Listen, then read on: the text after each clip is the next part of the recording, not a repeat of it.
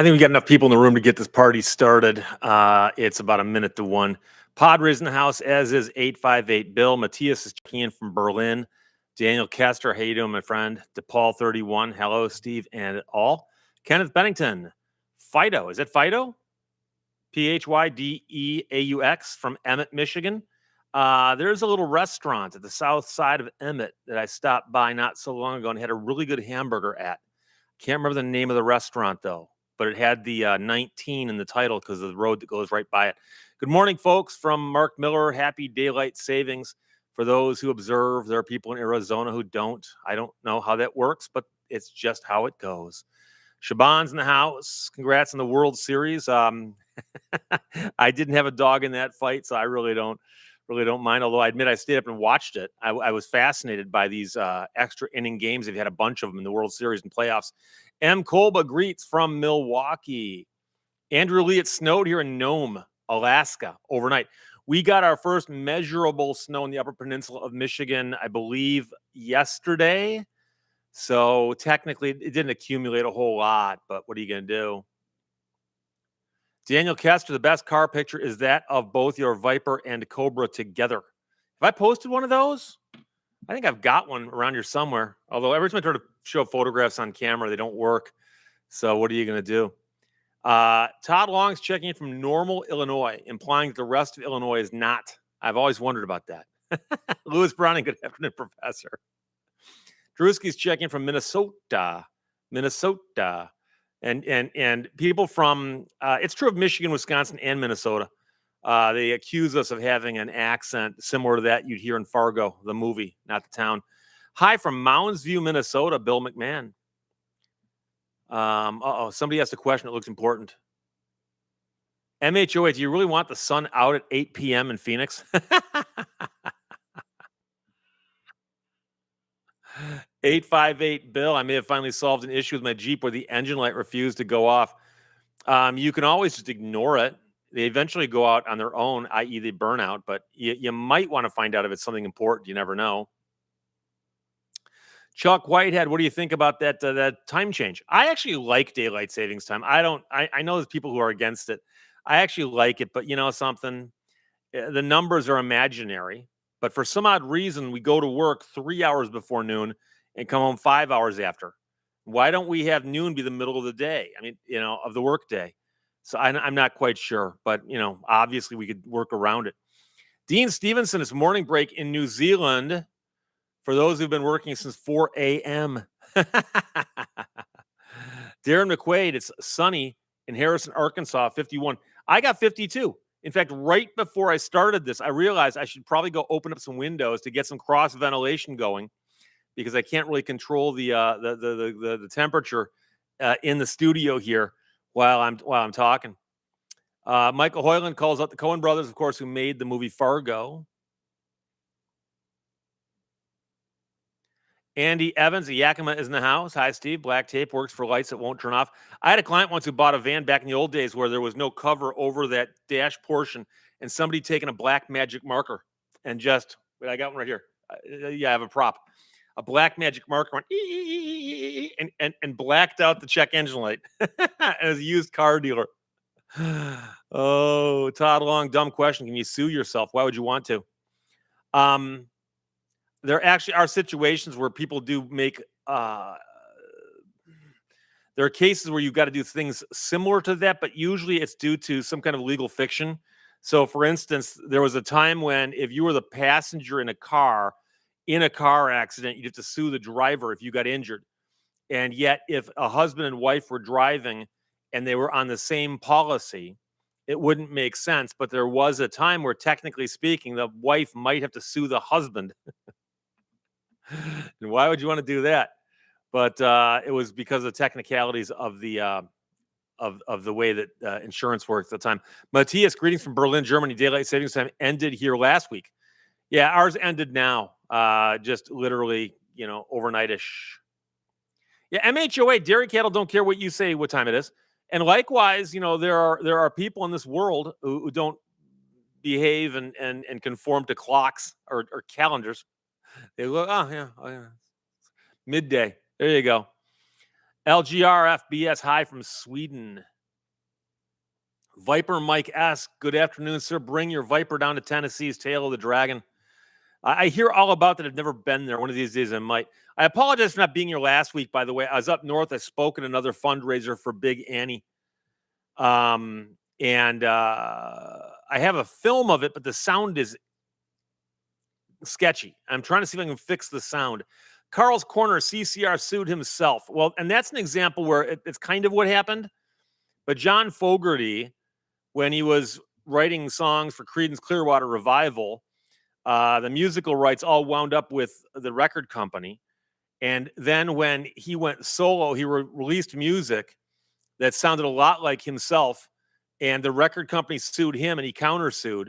And he was, in essence, being sued, but he wasn't suing himself. He was, in essence, being sued for plagiarizing music that he had already written, i.e., plagiarizing himself. But he didn't own the musical rights to those songs. So it made sense that that's how that happened. But of course, as you will recall, he won that suit. And at the time, it was unclear if you were a defendant countersuing, if you're entitled to your fees if you won. And that case, I believe, went to the U.S. Supreme Court. And I think that he got that precedent in place. It says, yes, doesn't matter if you're the plaintiff or the defendant. You win, you win. You get your attorney fees and court costs. So 55 Sedell, I love the extra hour of sleep. Yeah, Shaban says you could sue your own LLC maybe, but the thing is that your LLC is not you. And that's one of the weird things about some legal issues is corporations or LLC, which are limited liability companies, are entities unto themselves. And so the fact that you control it 100%, it's still not you. So, and well, Gara, I started watching Liz Amazing on RVs. Such a great channel. Thought of you when she popped. Interesting channel. Yeah, and she and I talked before.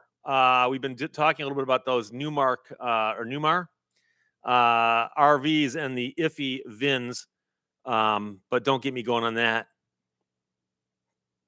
Vinny Sluga's checking in from the cold rolling meadows of Illinois. The rolling meadows. That sounds a lot better than the flat plains. Ilya Alawa. Hello, Steve. Hello, everybody. I've missed you guys. Greeting from a Finn from Sweden. Okay. You know, Ilya, I believe there's a chance I might come to Finland one of these days. It's one of those things. If everything comes together just right, I might go to Finland. MHOA, a homeless guy asked me what time it was. I told him it was time to get a job. That didn't go over well. Andreas, hello. Greetings from Luleå, Sweden, with some emojis there reflecting on Halloween. Is Halloween as big of a deal in other countries as it is in America? It's become a huge deal. When I was a little kid, Halloween was for the kids. Now it's all for the adults. In fact, I have not had a trick-or-treater knock on my door. 5 years, 6 years. Just doesn't happen in my neighborhood.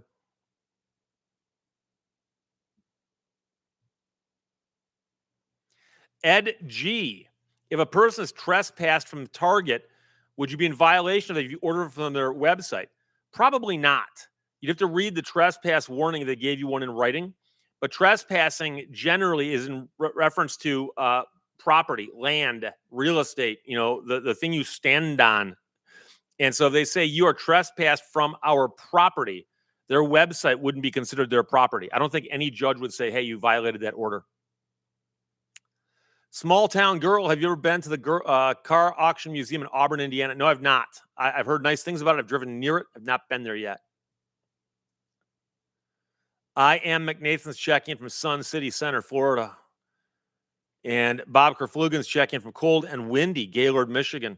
Yeah, I was up in Calumet a week ago speaking, and it was a little chilly. In fact, I dressed inappropriately. I wore a windbreaker up there, and I'm like, hey, I got to buy a jacket. So I went to my good friends at Copper World, and I bought a jacket I could put over the windbreaker, and it's now my new favorite outfit.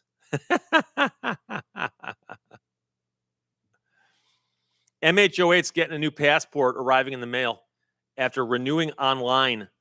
I'm trying to remember. I think I renewed mine online last time also. The tricky part, I think, is getting the first one. And once you get the first one, renewing them is not that hard. It's the question of how long it takes with the government, whether or not it's open or not. Mustang MG05 Bay City goes all out on Halloween, not the kids, the adults.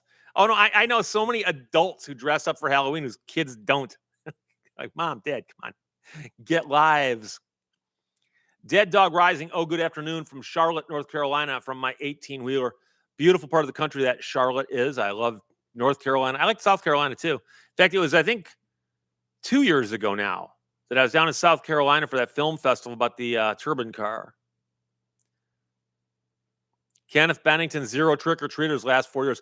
I know a guy who lives in a neighborhood where the houses are close together and they bust the kids in. I mean, I've literally sat there and watched vans unload kids at the end of his street.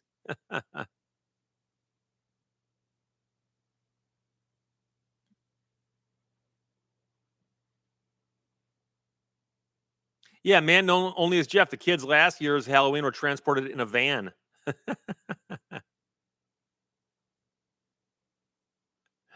Fatty McButterpants, my passport expired 20 years ago.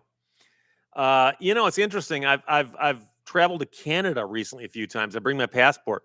There's other ID they will accept, such as the real ID or whatever, but passport is, of course, the primo thing to have to cross a border.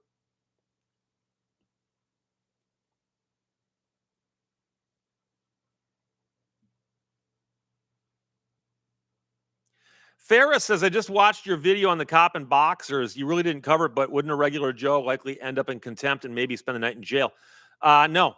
I've watched probably now hundreds of Zoom hearings, and I've seen judges, and basically they'll choose somebody out, but I've never seen anybody held in contempt for being inappropriately dressed. I've seen some people who, like, there was a famous story, I think out of Detroit, but recently, where a woman was on Zoom in her bathrobe. The judge was like, "Are you in your bathrobe?" But he didn't throw her in jail or anything. So I know a lot of people think that the police get extra treatment. I don't think that guy got anything particularly special treatment about it. So, Image Doc Ray, when Williams built a new regenerator for Jay, did they build any spares for the future? Those things are expensive, and so they don't have any extras, but they know how they built them, so they can always redo them if they needed to. DePaul 31, I stocked up on candy, but our block had no takers. Oh, I just buy the candy I like just in case some kids show up. Snickers miniatures. You put them in the fridge, man. They're fabulous.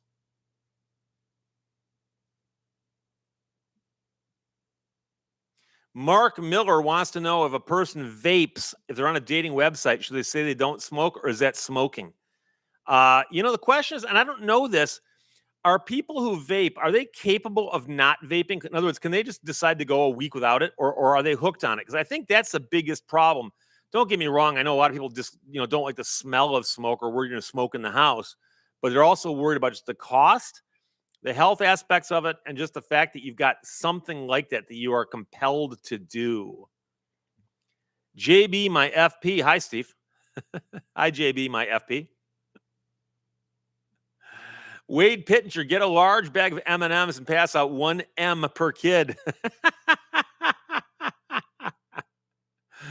Bernadette Phillips, did you get all your clocks changed to the right time? Yes, I did. Although I'll admit, I missed one, and I've got a bunch of clocks. I'm paranoid about the time for some odd reason from working in radio. And I knew that the big clock I look over here at while I'm on here or shooting videos, I knew that was going to be off because that one's a little more difficult to change. But the real problem is that I reset the clock in my bedroom, which is an alarm clock, but I don't normally use the alarm to wake myself up. And I must have accidentally set it to go off at 6 a.m. because it went off at 6 a.m. I didn't know what the sound was. I'm like, what is making that racket? Oh, it's the clock I just set. Oh, I must have done something wrong. So, Image Doc Ray, vape is likely more addictive. I've heard all kinds of things, so you never know. 858 Bill, I've been a smoker since 68. Ain't going to stop now. Cumulus vapes, the smoke is smoke. You're surrounded in clouds every day. I've been to concerts lately where there are clearly no smoking signs everywhere, no vaping signs everywhere, and there's always one or two people who are vaping, and they just figure that like because they can stick it away and shut it off so quickly, they won't get caught.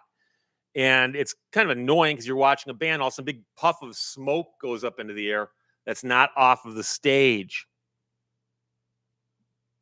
Mark Miller, my landline phone doesn't keep good time. I have to update the time about once every quarter or so. The big clock I keep referring to on the wall, it's actually on a shelf. That thing loses or gains. It gains about 10 seconds a month.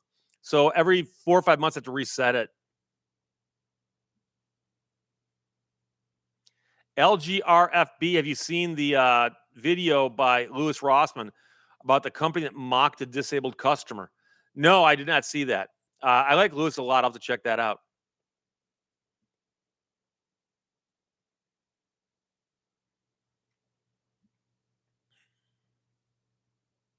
G Keyman 565. Hello, Steve Lehto. Hope your day is going great. Looks like a good day for a drive. You know, I kept thinking I'd have like one or two more good days to take the Cobra out. When it's 50 degrees out, even though it's sunny, if you're moving, it's cold. It just is. Padre, get an atomic clock. You never have to set it. Rick, B1, I used to live in Los Angeles. I smoked to protect my lungs from the smog.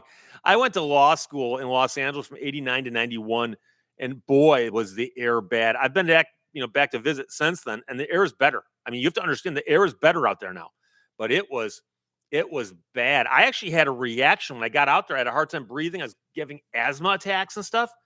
And I went to a doctor, and the doctor goes, are you new out here? I said, yeah. And he goes, oh, never mind. That solves it. He goes, you're just not used to the smog. So turns out he was right.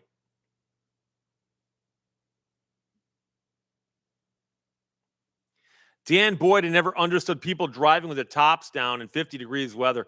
Well, that's the thing. You know, if you want to get out one last time, and this is the only chance you've got. I spoke to somebody recently who spent time up in Nova Scotia and said it was up there on a really, really cold day and it was raining and people were driving with the tops down. It's like, well, yeah, what are you going to do? Image Doc Ray, yeah, that Los Angeles air in the old days, you could chew on it. Ram 50 V8 last concert went to his Jane's Addiction and Offspring. Got a contact high from the group behind me toking it up. Yeah, we used to joke about going to Pine Knob on a calm summer evening and watching the pavilion bowl fill up with smoke like it was a gigantic bong. Is Mexican Spec in the house? There he is. Hey, Mexican Spec. Today we're drinking out of a green cup, but not yet. We got to wait a little while. Yeah, Lion Zookeeper, the air in Los Angeles is an acquired taste. That's the problem is you can taste it. Robert Buckles turned down a good job in Simi Valley in the 90s because of the air quality. Jerry Dodge missed a few shows recently because of work, but greetings from Kalamazoo. I got a gal in Kalamazoo, I think it's a song. Kenneth Bennington in the Army was smoke 'em if you got 'em. Otherwise, keep working. So that, of course, would be an incentive for you to smoke more. Ilya Alawa says taking the Cobra out sounds like a euphemism. So does driving my Viper, doesn't it? JC the Music Man, do you intentionally do lives not on the set behind you so it's distinct from regular videos? That is a factor, but that's not what drove me to do this. Um, I've mentioned before that I've got some technical issues with my internet here, and I don't. I moved my set. I moved my set 2-3 years ago, and when I moved the set, my camera was no longer connected to the internet in the way it used to be. So the first live I did, I hooked up this camera, and I just haven't gone to the trouble of hooking up the other camera yet. So I thought, well, whatever, you know. Ian Hunter, did you see the WLEW and Bad Axe was sold? Yes, I did a video about that, or I talked about it in a video. I know I did. WLEW and Bad Axe was owned by the Aymen family, Aymen, for many years. I believe 50, 60 years. The family owned it. And when I worked there, Art and Nancy were the couple that owned it. And they had two children. The two uh, elder Amons retired, and the kids took it over, and now the kids are reaching retirement age. And I mean, I was working there when those kids were still in college, and I think one of them may have been in high school. And they took it over, and now they're like, oh, okay. And this is so beautiful. They are not selling it to a big conglomerate. They could sell it to iHeartMedia or Cumulus or Clear Channel or somebody. They're selling it to one of their staff members.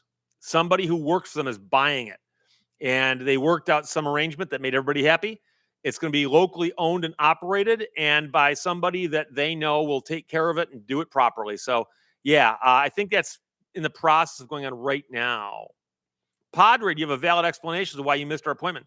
Yeah, I mentioned it at the top. I was up north last week speaking at a fundraiser again about raising money for a statue to Big Annie Clements, one of the heroes of the strike of 1913. They've raised almost $150,000, and the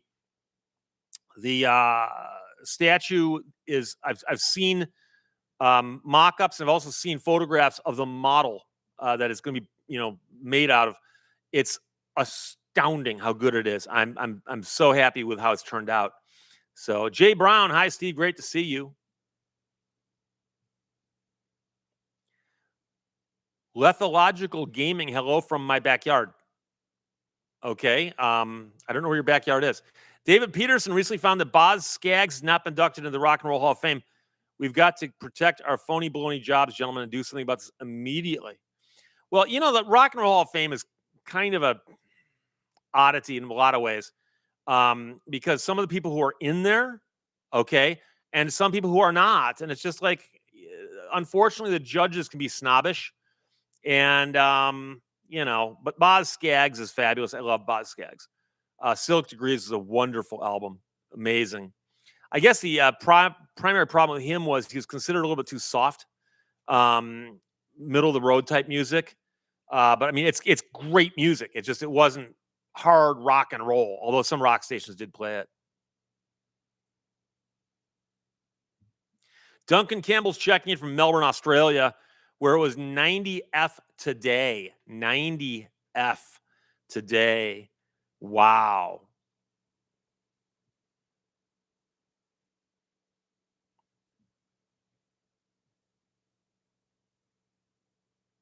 Larry Cooper, hi, Steve. I love your videos. Well, thank you for checking in, my friend. 858 Bill says, on this day in 1920, KDKA of Pittsburgh started broadcasting as the first commercial radio station. The first broadcast was the result of the 1920 United States presidential election. I can tell you that there is some debate about who started broadcasting first, because I think some stations broadcast and signed off and broadcast and signed off. WWJ in Detroit also broadcast quite early. Ironically, there's probably nobody listening because there's so few radios. The same happened with television. When the first stations signed on to broadcast, number one, what are they going to broadcast? Number two, no one's watching. So people are like, why would I buy a TV? There's nothing on. Oh, how times have changed. Mike Z, ever eat at Tony's in Birch Run? Believe it or not, no, I have not. My family's always been of the mindset that you jump in your car and you don't stop till the Mackinac Bridge. So stopping at Tony's would be like halfway there, not even halfway. Yeah, Image Doc Ray points out that the Rock and Roll Hall of Fame is a fiefdom of Jan Wenner. And let's be honest here, Jan Wenner had some odd musical tastes. He loved Yoko Ono. I mean, he would insist that her albums would get, as many stars as they could give, if not more. Ferris points out the Rock and Roll Hall of Fame is a neat place to visit. Yeah, they got a lot of cool stuff there. I'm just not so sure about some of the people they have inducted and some they have not.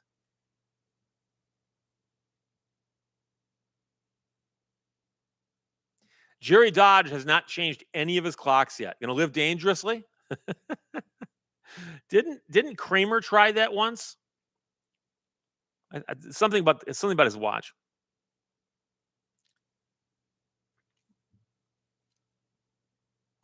John K., did you see the recent law in California about requiring canceling subscriptions to be made simpler, and also that ads can't be louder than the show or videos being watched? I did see that. I've not done a video on it. I'm fascinated by consumer protection and stuff like that, because if it gets passed in California, it probably force other companies to conform in other states. So, there are some things that, like the old joke was trying to cancel AOL, America Online. But nowadays, there's other things like Sirius satellite radio. Probably easier just to sell your car than to cancel it. Ferris trivia. What did MTV play for the first 24 hours? Well, quite a few songs. Video Killed a Radio Star was the first song, and that would be August 1st, 1981 or 8/1/81. So there you go. Wade Pittenger says music. Well, believe it or not, there's an argument about whether or not they could play music because it was unclear if they needed to get licensing for music, if it was recorded. And that's why so many early radio shows had live bands, which is also why many talk shows nowadays have live bands because they don't have to worry about paying the licensing for recorded music. But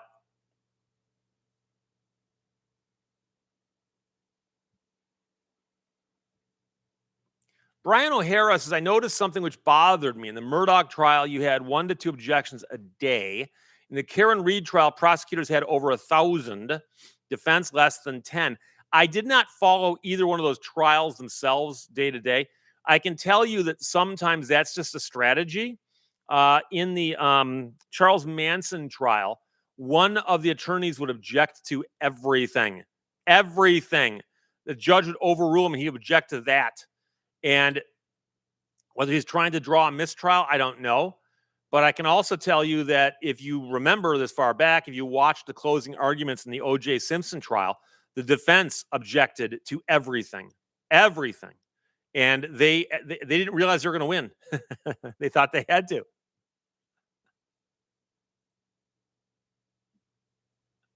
Potter, does anyone else know a second video on MTV? Yeah, Pat Benatar.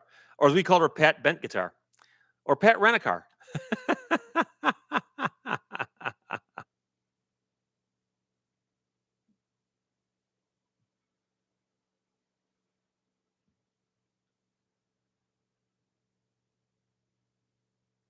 Vinny Northwest, how much does a radio station pay to play a song? Not much, but it adds up. And that's all overseen by the ASCAP and the BMIs of the world. And what's weird about it is there was a time when radio stations wanted to play music and the record companies didn't want them to. And they were convinced that if you played it on the radio, nobody'd buy it. And then finally, when they realized, oh, it actually helps sell records, next thing you know, they're paying radio stations to play their music, which became illegal.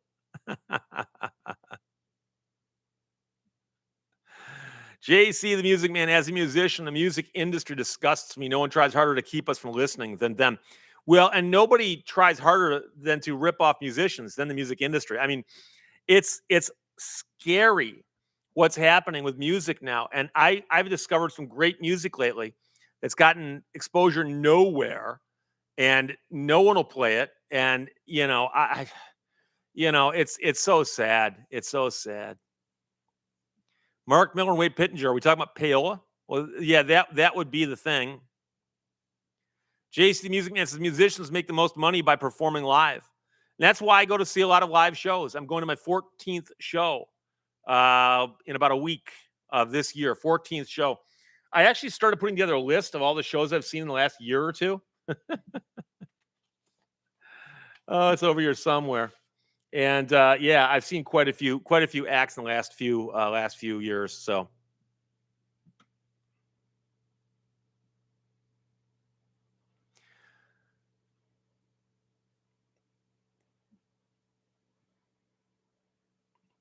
Sean John 022992, the Canadian Robot Lady was, and I believe still is, on our local stations on Vancouver Island.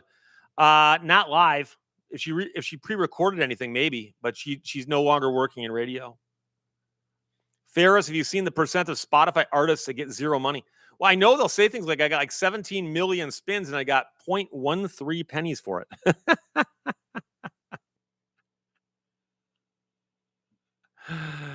And by the way, the only way they can make money is to tour now. I make a point of trying to buy their shirts. If they have a shirt that's remotely wearable, I'll buy it to support them. And so you'll notice that a lot of the bands I've seen lately live, I will pop up on camera wearing a shirt of theirs. And I think I wore an OMD shirt a couple days ago. I wore the Elvis Costello shirt about a week ago. And so those I'm buying, as Image Doc Ray points out, to support them by buying their merch. Merch. David Melbourne, I try to buy the physical media from the artists themselves. I like CDs. I like CDs. If I like a CD, I'll burn it to my computer and I'll put it on my phone and stuff. But I like having the CDs. I actually like buying a thing when I pay money to buy something. David Zernansky points out that this is often the time of year where people change the batteries in your smoke detectors. And as Homer says, smoke is its own alarm.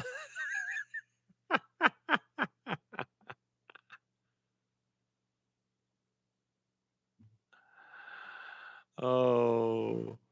Good one says Sinclair changed AM radio, not necessarily for the better. Well, the real thing that wiped out the quality of AM radio was massive syndication.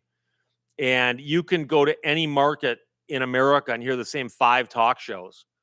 And trying to find good local talk is impossible in some markets and difficult in others.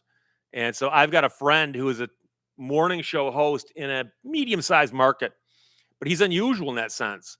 And I know markets where there literally are no local talk shows. Literally, in fact, I know some markets don't have anything on the AM at all anymore. Like they just shut the transmitters down. It's like, why waste the electricity? So, Sean John 02292. I'm old, but I swear she's still got ads on the stations. Oh, that could be. If they're running old ads or promos. She may have voiced promos. But I can tell you that she does do some remote work, meaning that they might send her something. Hey, can you cut a commercial for us? She might do that. But she was the co-host of a morning show over there, and she's not been doing that for a while. So Ferris points out that Taylor Swift refused to do fluctuating prices on Ticketmaster so as not to screw over the buyers. Then scalpers saw their opportunity and ran with it. And yeah, and people blamed her, and there's not much she can do about it. They've tried all kinds of things to control ticket prices to shows. And if you don't allow the artists to do the fluctuating prices, well, then scalpers will do it. And you don't want them doing it. And I've seen where they hand out wristbands. Well, then some scalper hires 50 people to put on wristbands and go stand in line. So Jason Brindamar says the real thing that killed the quality of AM radio is the quality of the signal itself, all the noise. Well, they've had the ability to make AM radio better for quite some time, but also on talk radio, the quality of the signal is not as important. There are some AM stations with huge numbers, but you know, Padre own over 400 CDs. I might be up there with you. I might be.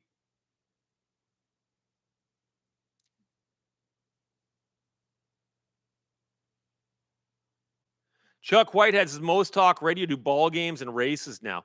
And I think actually a lot of these sports in Detroit is migrated over to the FM as well.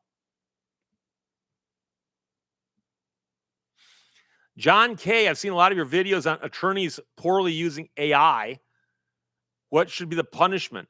Well, the punishment for using poor AI should be the same as anything. When you hand in a pleading that's got nonsense in it, you can get punished for that. You know, the use of AI is not the problem. It's the fact that somebody signs their name to it and turns it in. MHOH's golf on the radio is riveting. Talk about a sport that can pretty much only exist on television.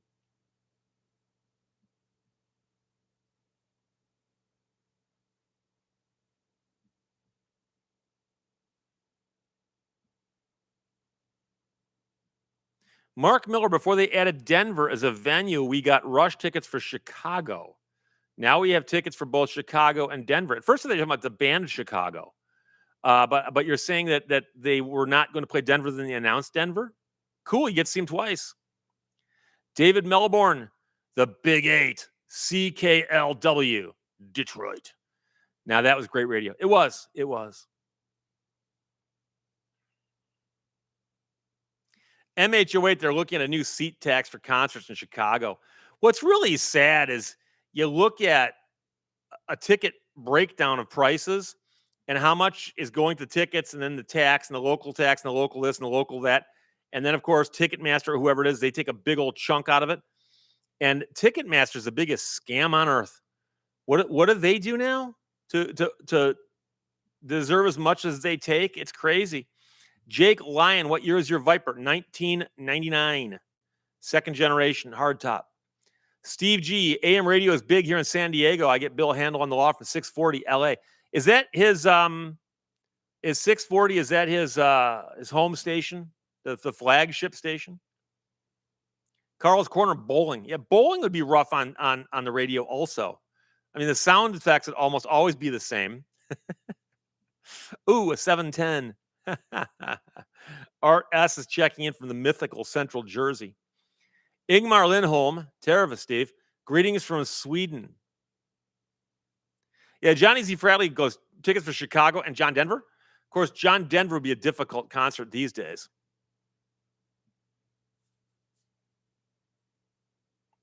Sean John, it's brutal. Can't see most shows. Ticket prices are insane.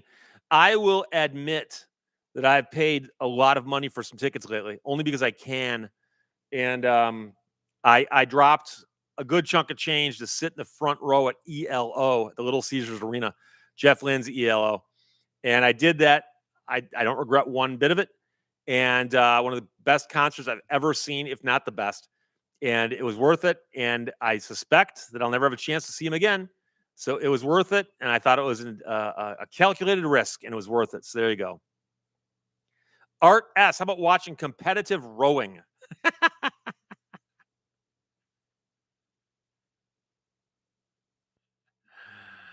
Oh, boy.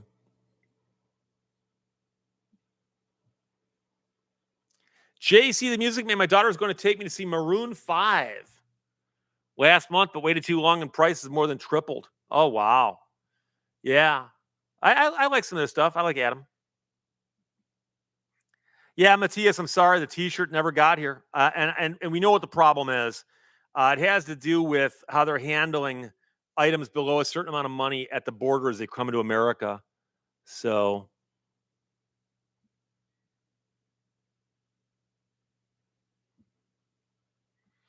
Dan Boyd, radio broadcast of a chess tournament. Yeah, especially classical over-the-board chess broadcast from the room where you'd have the people whispering. Pawn. A4. For like 6 hours. Ram 50 V8 watching curling during the Winter Olympics. I'm telling you, curling looks like they're every time I watch curling, to me it looks like it's a smoke break out behind the library. Because a lot of them look like librarians and they're leaning on brooms and they're just standing there wearing windbreakers and they're talking. I'm not making fun of the sport. It's a fabulous sport, but there's just something about the way it looks compared to other sports. John K, have you ever taken on cases involving municipal drones if they're violating someone's private property privacy rights? No, I never have, but I followed the cases. There's a famous case in Michigan where a municipal code officer flew a drone over somebody's property that's surrounded by a privacy fence and issued a violation.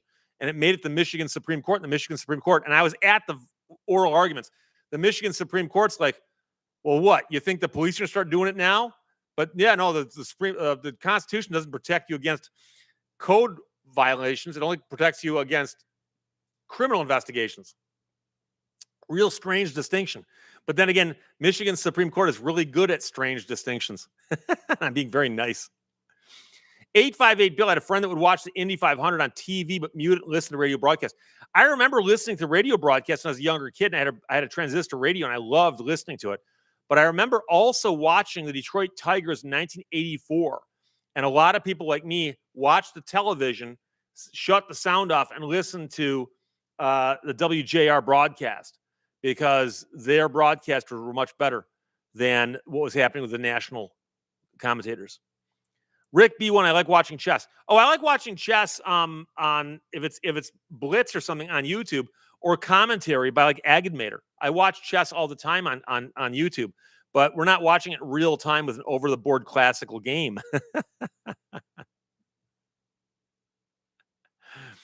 Jeff 1618 full contact curling. Yeah, that would make it more interesting if they let them all curl at the same time, right?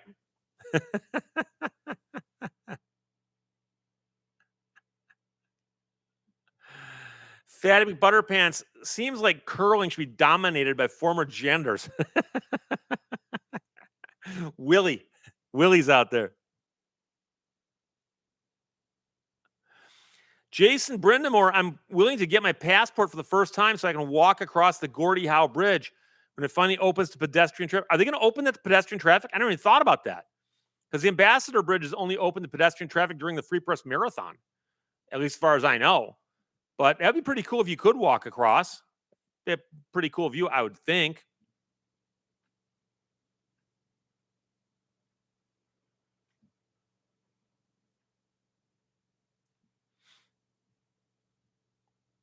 Art S. Loved the Ferris Bueller's Day Off reference in today's video. And here's the thing.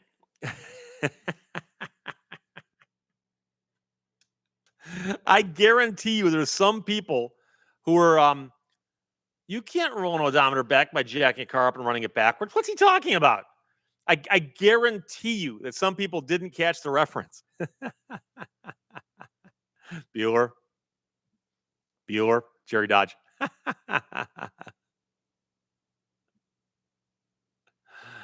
Padre ordered 2 CDs at the same time, one from Florida, one from Australia. I got the AU package in a week. The Florida took 3 weeks. I live in Georgia. Florida package was averaging about 35 miles a day. Yeah, they could have walked it there at that speed. I've ordered stuff, music from Finland, Australia. I'm trying to remember where else I've ordered music that I could not find here. But David Melbourne says, I recall when I was younger, you could walk across the Blue Water Bridge, Port Huron to Sarnia. Really? That doesn't surprise me. I'm assuming that at least since 9/11 you couldn't, but I'm not. I remember hearing about that. Dan Boyd, I'm one of the few who thought Ferris Bueller was a pointless movie. I think there are some issues with it that a lot of people skip over. Ferris was a bit of a jerk. He took advantage of his friend, and for what? They had a fun day, you know. But it had some classic moments in it, you know. So, Heavenly Sent, are you in Virginia? Is that a euphemism? Dimebag Coins, happy, healthy, wish for you and yours. Thanks for good content. And thank you, my friend, as well. Lewis Browning, the VinWiki Vega transmission story is good. It wasn't a Vega, though. It was a Chevy Monza, but very similar. Very similar. Heavenly Sent, I was just joking. I'm in Michigan, and many people who watch my channel know that I'm in Michigan, because I talk about Michigan quite a bit. In fact, some of the license plates behind me are from Michigan, and I make no secret of that. I'm from Michigan, and my favorite football team is the Michigan Wolverines. So there you go. Ferris is a movie about a janitor at a university that's amazing at math, but had some personal issues. They made a movie about him. Good Will Hunting. I like that movie. I know some people think it's a little bit over the top, but it was fun. Tigerman 99515. Which Ferrari was that your neighbor had? It was a 1962 Ferrari GTO. And I told a story about it on VinWiki, and I got comments from several people, including a guy who took the time to send me about a 10,000 word email about Steve, on the Ferrari discussion boards. We've been talking about your video, and we've come to the conclusion that you probably made that whole story up, because you got some facts so wrong that nobody who actually saw that car with their own eyes could possibly have gotten wrong. And so we just want to let you know that you should probably put up another video and just come clean and say, yes, I made the entire story up. I don't bother responding to comments like that. So MHOH is hard to hit the Chicago Art Museum and a Cubs game in the same day, especially if you watch the entire game. Yeah. So, well, it was a comedy. Oh.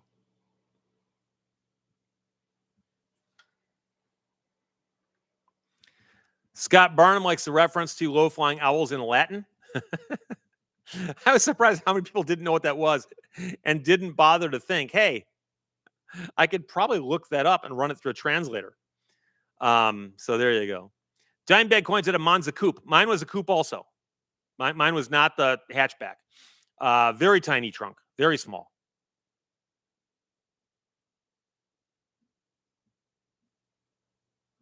Thomas, Vega, Pinto, Gremlin. Say those three out loud 2 times in a row and bad things will happen to you. Trust me.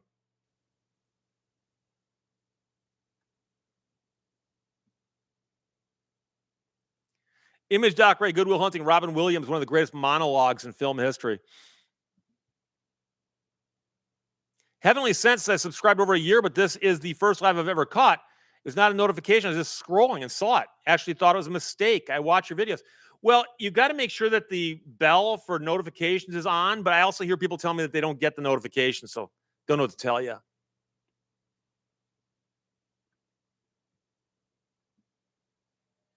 Art S, you were fine on the Ferrari story. Well, the funniest part of all is my father still lives in that house, and I believe the family that owned the car has somebody who still lives in the house across the street.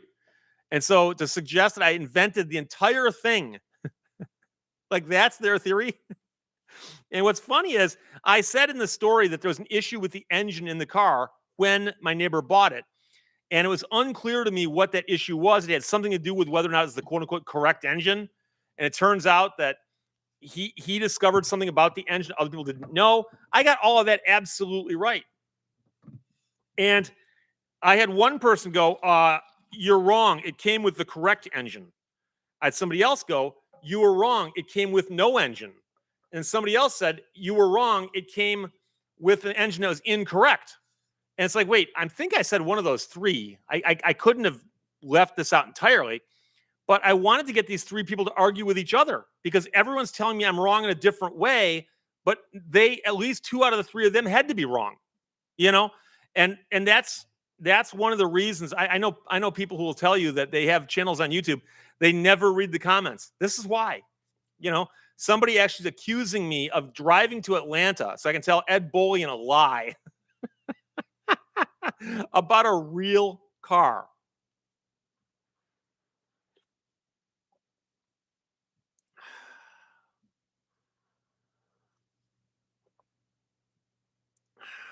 The Gatorade is light green. I don't know what flavor it is. It's half and half with water.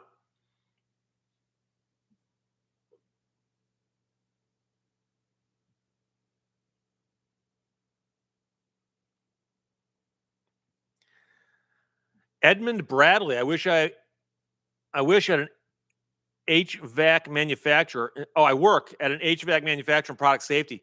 Have you ever dealt with cases regarding compliance? No.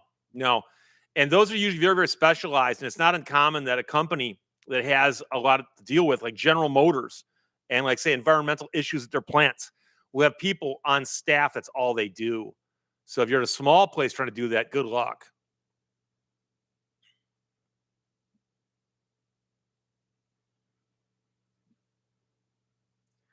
Ram 50 V8 says, I discovered YouTube had downgraded me from all notifications to personalized from your channel. Yeah, and YouTube does weird things like that from time to time. So, Jason Brindamar, the Geo Metro, no words to describe a 3-cylinder engine. Yeah, I'm a firm believer that there should be an even number of cylinders in a car engine. Motorcycles are different.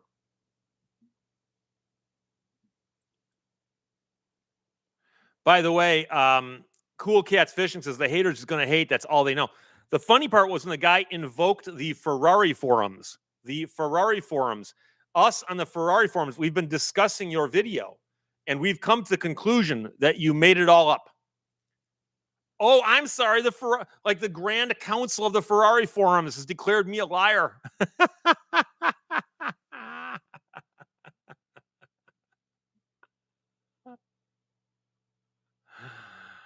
Oh boy.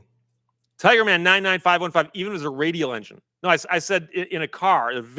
I know there's a couple, but there's very few radial engined cars. I would say that the radial engine can be an exception to that, yes, but there's very few of them.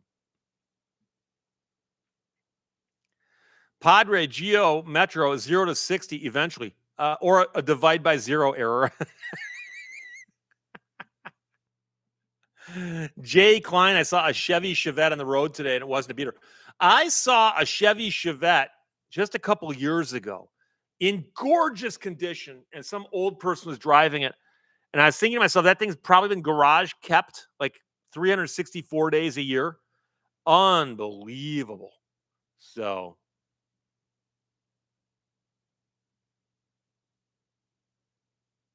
Heavenly Sent, if we don't get notified, we don't show up. Well, here's the thing. I do these almost every Sunday at 1 o'clock. And there's only so many ways I can notify people. I post them on Facebook. Sometimes I post them on Twitter, like, hey, I got a live stream coming up. But then again, Facebook won't show that to you for 6 hours. So, Art S says, yeah, Steve Lehto, your V10 is 2 banks of 5 cylinders in my Viper. Yeah, as God intended, an even number of cylinders. This and that. How fast did you get the Viper and Cobra up to? I hear that the Viper will easily hit 150. That's what I hear. The Cobra, I'm not sure about because I've never really opened it up. Not that I've opened the Viper up either. But the Cobra with no top on it, it gets real windy real fast. So I've heard at 100 miles an hour, it's really windy. So Timp 1776 says, in driver's ed, I learned to drive clutch on a Chevette. Yeah, that's a car you could, it's so light. It'd probably be pretty easy to learn on, wouldn't it? David Melbourne, could you imagine being the guy at a car show with a Chevette? If it was in mint condition, I'd love to. Oh, yeah. Oh, yeah. Fatty Butterpants, if you're on a Ferrari forum, you've never owned a Ferrari. Probably.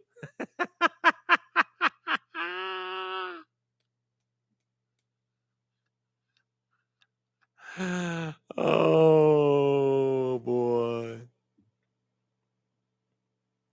Dale Stewart, do you think the FTC suing Ticketmaster and Live Nation will change the way they sell tickets? No. Because all that'll happen is they'll spin off a couple different companies and they'll claim they compete with each other. And then they'll all just kind of drift back to the same levels that they were working at. But Dimebag Coin says the Pinto is honestly better than the Chevette. Also depends on how the Chevette is equipped. I owned a Chevette a long time ago. I've never owned a Pinto, though. But they're both attempts at the same market. Daniel Kester restored a 57 Chevy.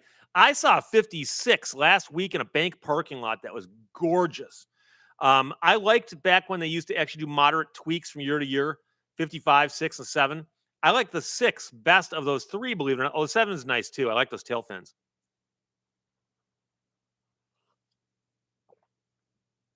Sam as I am got here late, but he says he's also been watching other live streams. Are you cheating on me?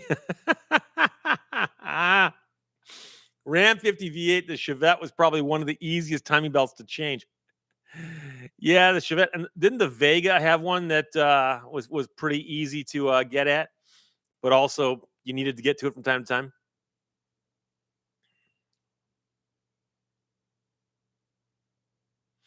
Mexican Specs says, no, it doesn't matter how the Chevette is equipped. There isn't enough room. I was thinking of Vega. Didn't somebody mention Vegas earlier? Because Vegas could be equipped differently. You get yourself one of them Cosworth Vegas. High performance Vega. Carl's Corner has a fully restored 57 Bel Air for sale.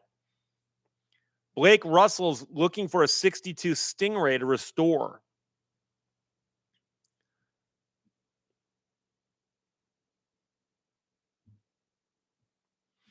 The Lee Young had a Pinto station wagon that I loved better than the coupe. And I hate to ask, is Lee Young a Korean name? I had a friend named Soo Young Lee. So he had two of the three names. Padre, my grandmother had a Chevette that she wrecked, and a guy in a Chevette ran into me. In both cases, ankles were broken by the design of the pedals and the floorboard. Well, yeah, those cars are cramped, being being nicely described as cramped. Ram 50 V8, the Chevette diesel was not a fun car to work on. They make a diesel version of that. Georgiana Thornton, husband had a 66 Mustang. 66. Oh, the Lee Young. No, not Korean. Okay.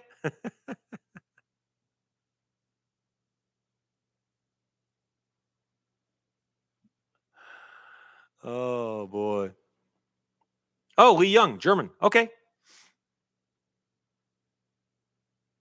Jay Klein, one of my friends in high school, removed and rebuilt the engine of his mom's Chevette over a weekend. It was an easy engine to work on. Yeah, I have to imagine the engine compartment. Everything was small, but it wasn't jammed in such a way. I seem to recall my brother had a Chevette. Popping the hood and the engine is like right there, and I suspect he popped the hood off, undo a bunch of stuff, yank the engine out. Couldn't be that hard to do.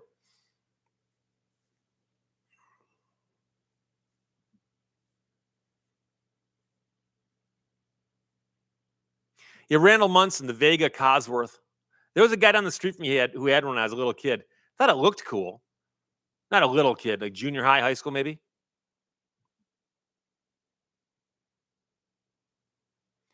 858 Bill says about 40 years ago, was in Arizona with an Ohio driver's license, driving a Vega titled in Missouri with plates expired from Alaska. Did you ever run into the police? I'm just curious what they would make of a mess like that.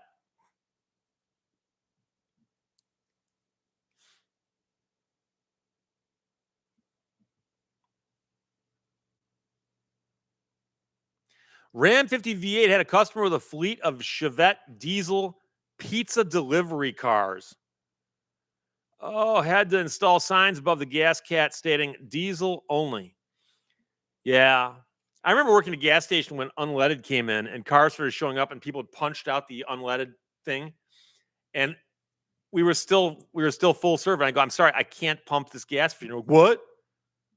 It's illegal. Yeah, but I punched the thing out. Yeah, that's illegal too. Okay. I mean, I doubt we're all going to jail, but come on.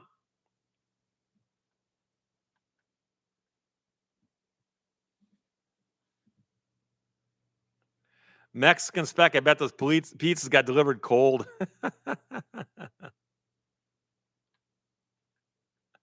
Blake Russell. I wish they still had full service.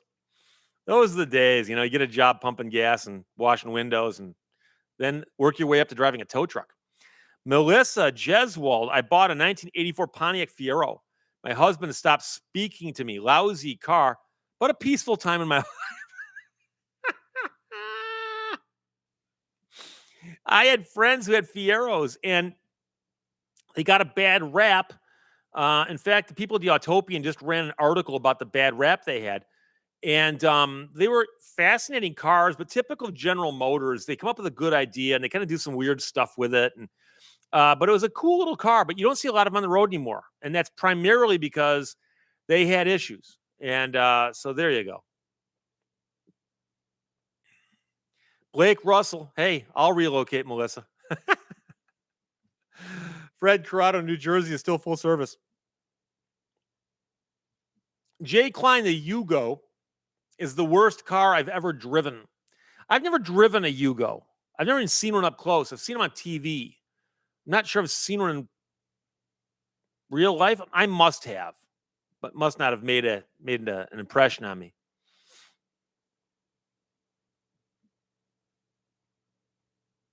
Melissa, I don't have that Fiero anymore. Fun to drive, built like garbage. A toy. Oh. Jerry Dodge, I'm surprised how many different Cybertrucks I've seen on the Kalamazoo area. There's a lime green one, for example. Yeah, I see them from time to time. They're out there. Robert Buckles, the Fieros had plastic covers on the engines that caught fire. Well, they had a bunch of really weird problems. One was the space in which they put the engine didn't allow for the proper size oil pan. And so they originally were being shipped really low on oil. And that's how they were intended to be run. And so you had all kinds of problems. Jay Klein points out that no other GM brand was ever allowed to build a car faster than the Corvette, which is just a strange thing. You think they would just say, hey, look, you can't advertise like, hey, our car is faster than their car. But,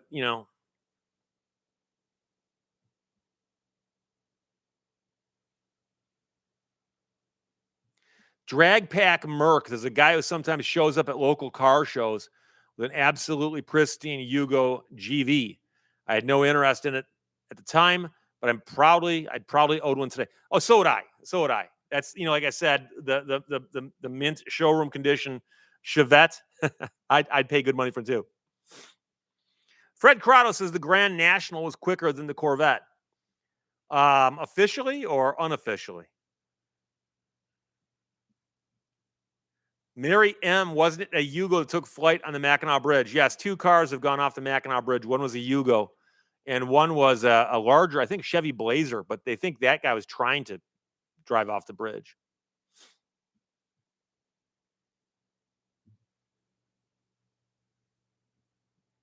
Fatty McButterpants, I remember a dealer that would give you a Yugo if you bought another car. Belio. I read someplace the Fiero had spark plugs you couldn't access without jacking up the engine. That's a common problem, more common than you might think. I can tell you stories about, like, for instance, certain makes and models in particular years of cars where to change the spark plugs, you do have to actually pop out a motor mount and jack the car up and reach, and so there was always weird issues where the guys designing the engines don't necessarily get together with the guys designing the engine compartment. So somebody's got to go in later and figure out how to fix these things. Melissa says the Fiero popped the clutch. They had to remove the engine to replace it. $900 in 1984 was not a joke, so I sold it. That explains it.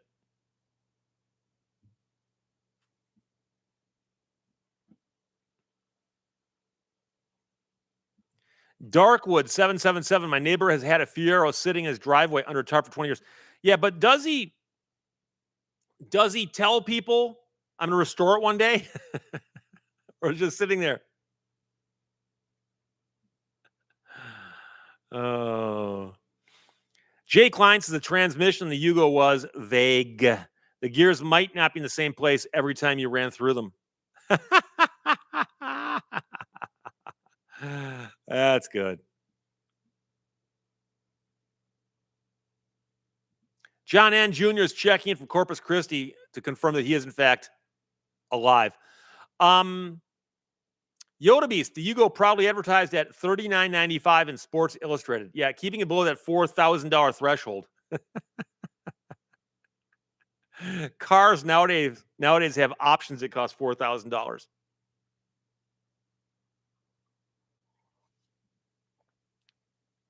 Randall Munson, I've got a friend that has a North Star V8 in a Fiero. I always wanted to get one of those Dodge Chargers, like I've talked about before, like the one where the guy sold me a service contract, like an 84, 85 Dodge Charger, and shoehorn a Hemi into it. That would be a good modification, I think.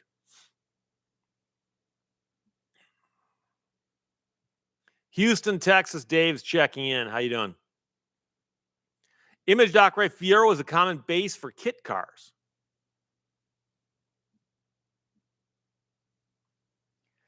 Art S, in some Ferraris, you had to remove the transmission through the interior of the car to change the clutch. Oh, Ferraris, Lamborghinis, Bugattis, those all bets are off. What? Oh, and by the way, did you adjust the valves? The valves are due for their 3,000 mile adjustment.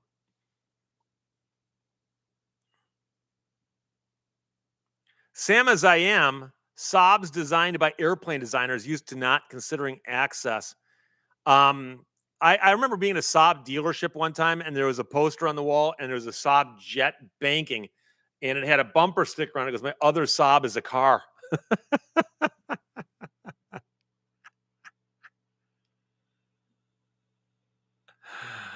Oh boy. Padre says Dodge offered a sunroof on the Demon 170, but charged $10,000 to discourage people from buying it. Belio, the Yugo, is imported by Malcolm Bricklin, who also started Subaru America and, of course, had the Bricklin SV1 cars that were built in Canada. Yeah, there was the Bricklin is almost like the poor little brother of the DeLorean. They, very, very similar in a lot of ways. It wasn't stainless steel. I remember seeing Bricklins around, though, back in the day. Dan Boyd, Bricklins had no ashtrays for weight. Why would they do that?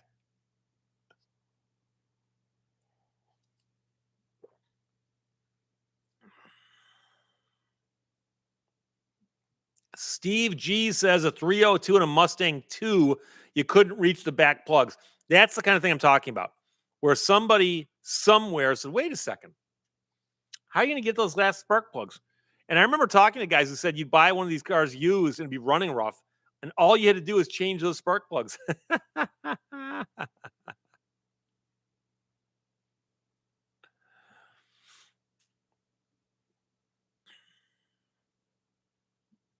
Dan Boyd, I think Bricklin just hated cigarettes.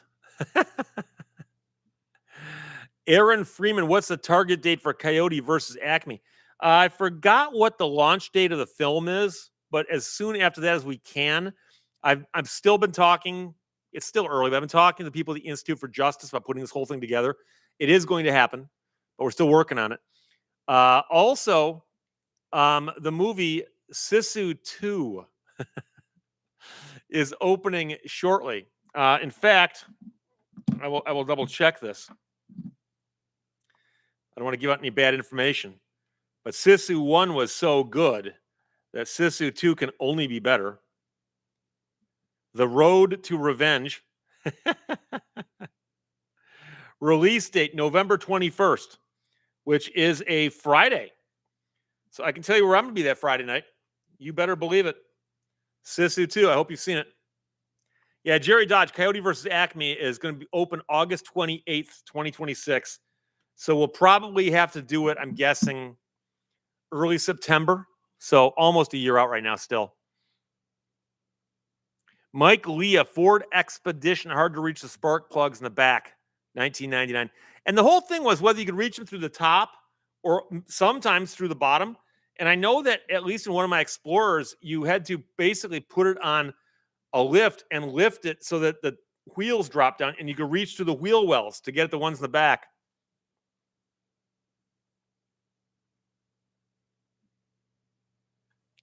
Oh, Bob Blah says that, yeah, the back three plugs, on any of the new front wheel drive V6s. Yeah, because the three are here, there's three up here and there's three back here. Good luck.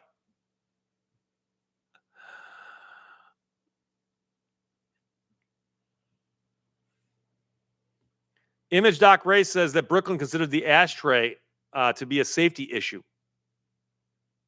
Okay. Rick B1, where can I see Sisu 1? It's on cable. It's on demand. It was at theaters just a couple years ago. We've spoken about it before. It's a documentary. It's a war movie, but the hero is a Finnish soldier from World War II. I won't ruin it for you, but it's a cross between, like, say, John Wick, Rambo, and my childhood fantasies. But as long as you can suspend disbelief, it is a fantastic movie. Jennifer says, I went to an oil change place in the 1980s. They had a sign up, we don't do Yugos. When asked, they said that loosening the oil plug could crack the oil pan too easily. And then the transmission would be taken out to replace the pan. Yeah, can you imagine? Somebody brings a car in for oil change. You go to loosen the drain plug and the pan cracks. And when you try to say, hey, look, it's a piece of junk, you broke it though,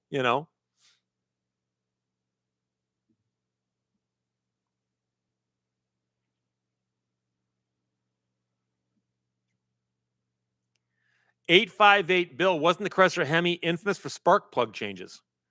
In what sense? The spark plugs are easy to get to because the valve covers are about this wide and they're facing up, and the spark plugs are dead center in the middle of those. You might have to get like a long socket or something to get in there, but I don't think they're that difficult to do.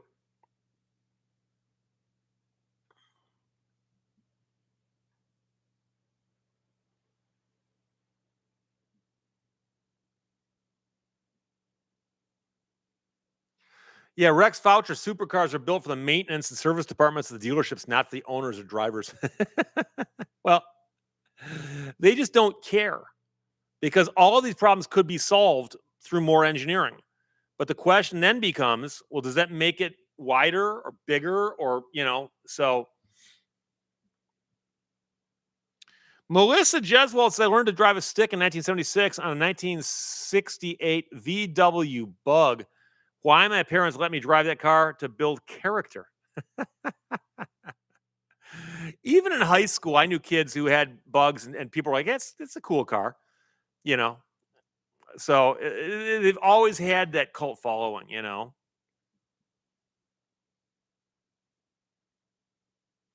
Jason Brindamar, I think the old school actual Hemi had a carburetor tuning issue, constant retuning. I'm not sure it was much worse than any other car from that era. What's a bigger problem is if you want to put like dual quads or a 6-pack on it. Like you get a 440 6-pack from Mopar and talk to guys about trying to set those carbs up, and a little more difficult. Janice Ellery is checking in from Fort Lauderdale. Good friend of mine who's an attorney here in Michigan posted on Friday, I believe it was, maybe been Thursday. Adios, I'm off to Florida. Jumped in his car and drove to Florida. As he does every year.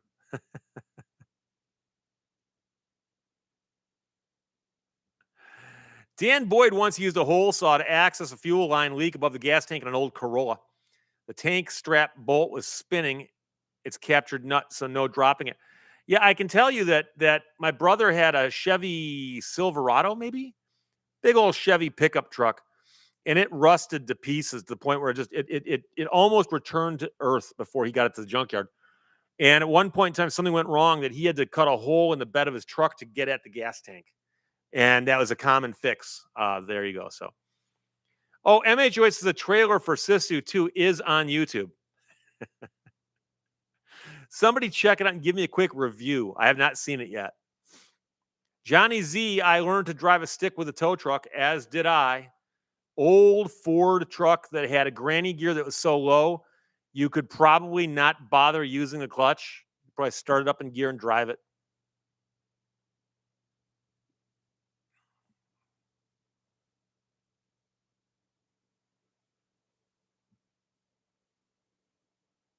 Yeah, Jerry Dodge had to cut the hole in the bed of his Silverado to change the fuel pump. I believe that's what my brother was doing. I'm trying to remember the year of the truck. I'm guessing 2007, 2008, maybe. So, Darkwood, your wall needs a painting. You mean back there? Can't put one there because that's not a wall, that's a roof.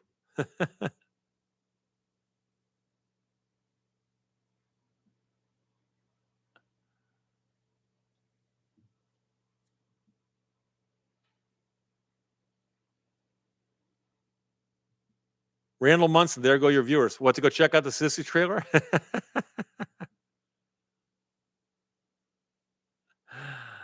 Oh, Steve, sorry I'm late. You mind a recap? Yeah, at about 12:59, I said, hey, I think we should get the show on the road. I called out a bunch of people's names, and we talked about this, we talked about that. Code Meester Beats, it's not terribly difficult to remove a truck bed, but not very doable. Well, yeah, no, he didn't have the facilities to remove the bed. Yeah, obviously, professionals can do things with proper equipment much faster. So, Sean John 022992, if you could have only one, the Viper or the Cobra. Ooh, that's a tough call. They're very different cars. They're very, very different cars. The Cobra is limited where you can drive it because it doesn't have a roof. So I don't put as much mileage on it as I put on the Viper. So I couldn't pick, and I'm not scared of insulting one or the other. Art S. The wall doesn't need a painting; it needs a folding chair.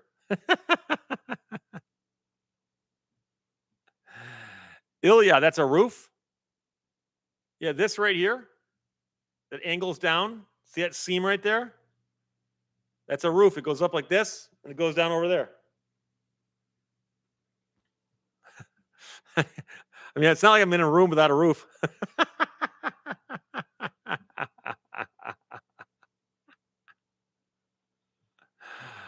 Oh boy. Bob Blah Blah had to pick once. It was tough, but he went with the blonde.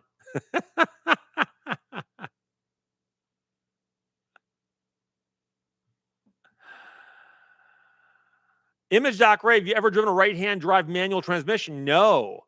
And I'll tell you right now, I had the opportunity to drive a right-hand drive car in England, but I talked someone else into driving it.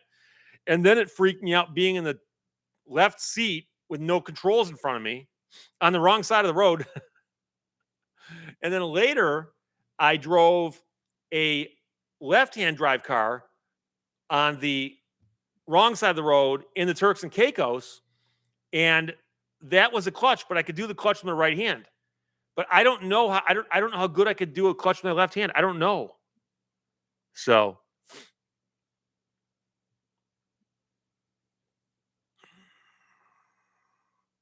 G Keyman says, hey, between the Viper and the Cobra, go with the Jeep. I drive the Jeep more often. I drive the Jeep almost every single day. That's what I use to run errands around town and stuff in, you know? So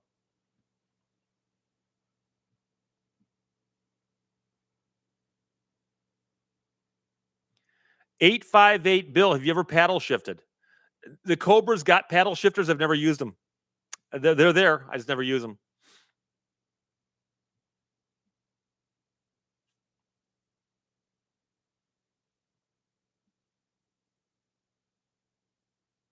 Jerry Dodge, my ex could drive a stick shift, but I can't.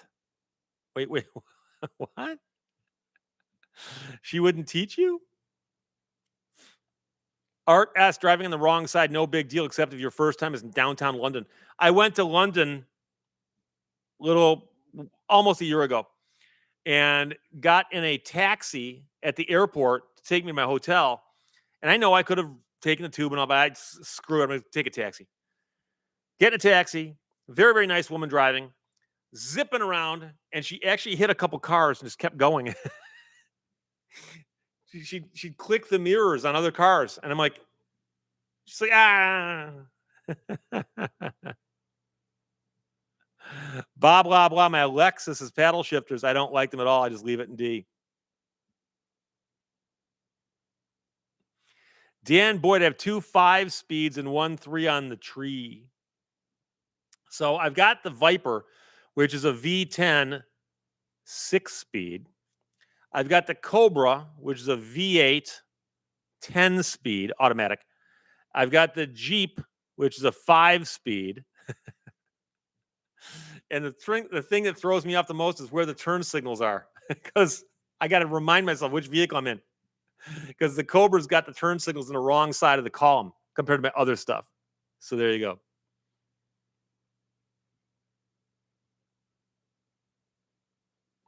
Terrell Cochran, a 3 on the tree. I've never driven a 3 on the tree. Never.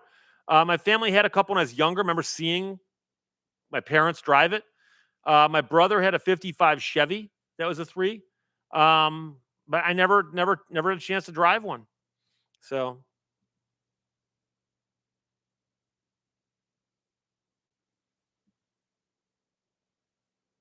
Bob Bong is checking in from Niles, Michigan. Niles, Michigan, right down here. It's important that somebody check in once in a while from someplace in Michigan where I can point to my hand and say, there you go.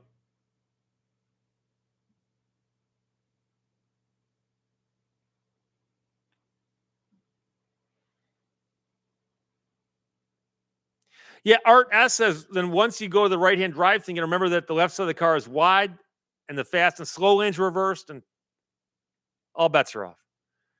I just couldn't handle. And plus, doing the wrong side of the road driving was out in the country, and England's got some very very famous country roads that are really narrow with like stone walls along them. Yeah, I get nightmares thinking about it.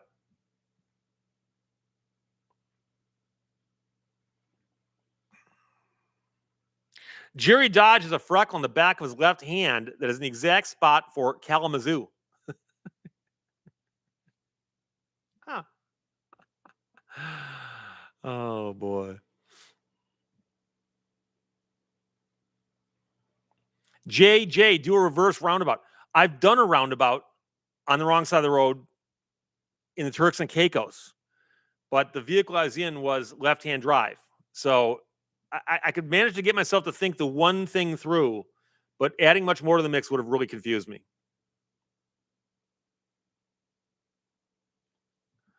Rex Foucher, did you report the cabbie, or are you an accessory after the fact? No, I assume that what she's telling me is it's a customary thing that the taxi cabs can just nick each other a little bit. Ben Leach, sorry I'm late. I was mowing the yard. Yeah, my lawnmower's not been getting much mileage put on it lately.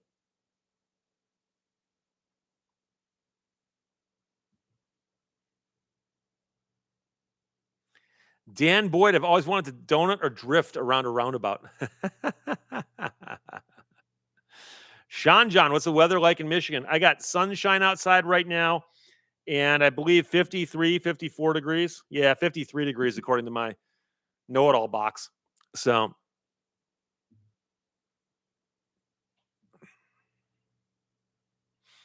Dustin Carpenter's Buick showed the Electra 225 custom sedan at the 1970 Tokyo Auto Show. I wonder if there are any test drives. They probably wondered, what is this gigantic thing? Kevin Smith, here in Akron, we have 3 roundabouts within a mile. I know where there's some series of roundabouts. Just outside of Marquette, for instance. You hit a bunch of roundabouts, boom, boom, boom. And they're still better than hitting all the lights they used to have there. But some people still have people stop at roundabouts. There's nobody in them. They stop like, it's a roundabout. What do I do? Is it going to change colors or what? Johnny Z says sunny and 50 in Lebanon, Missouri. Jay Klein, 15 cloudy in Cincinnati. The Bible Explorer, we had hail in mid-Missouri yesterday. Wow.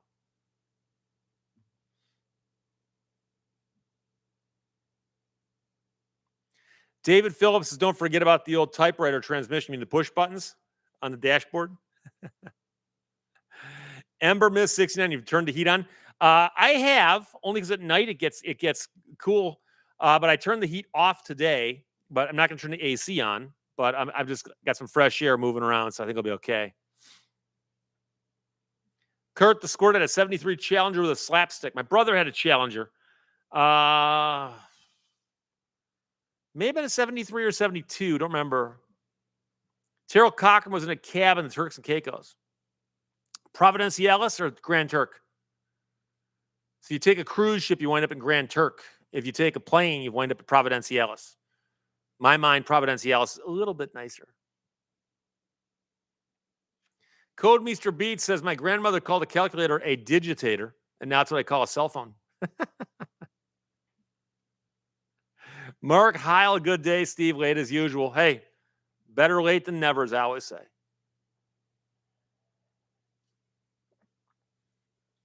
Art asks, I wonder if you keep doing laps and roundabout, will you get in trouble? Somebody recently, as like a fundraiser for charity, just did some insane amount of time in a roundabout, just doing circles. And I believe they had somebody stop them and ask them what they were doing. But technically speaking, I don't think it's illegal. I think you're just driving. No law that says like, oh, you can only do the roundabout for 5 minutes, after which ye must exit. So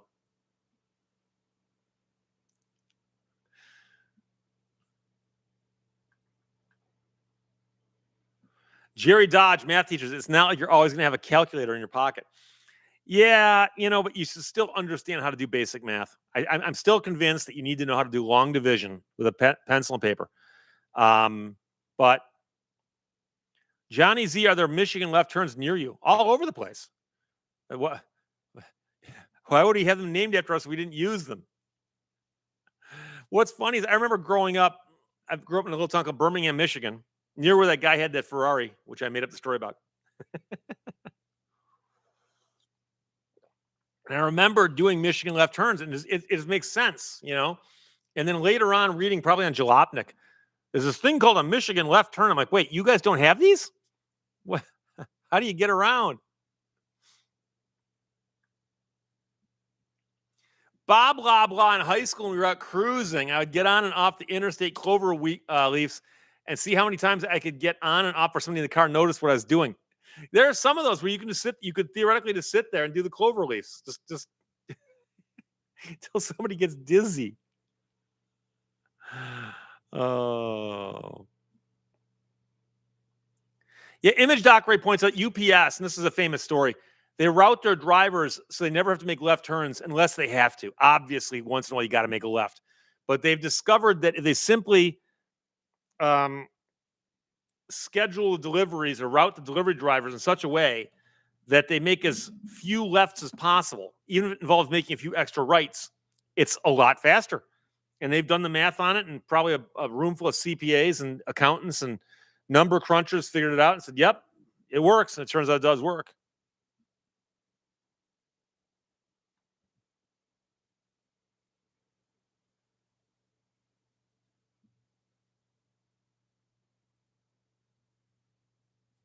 Kevin Smith says it was Talmadge Circle. They had 2,000 laps in 24 hours.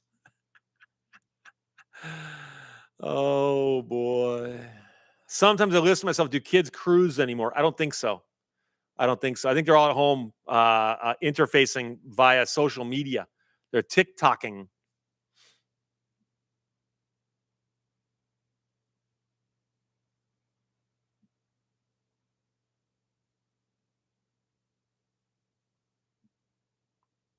Jason Brinemar, I delivered pizzas and planned my routes, avoiding left turns.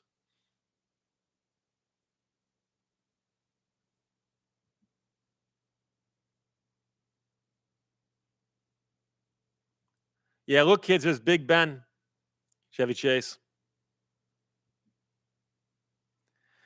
Dan Boyd. Oh, DePaul.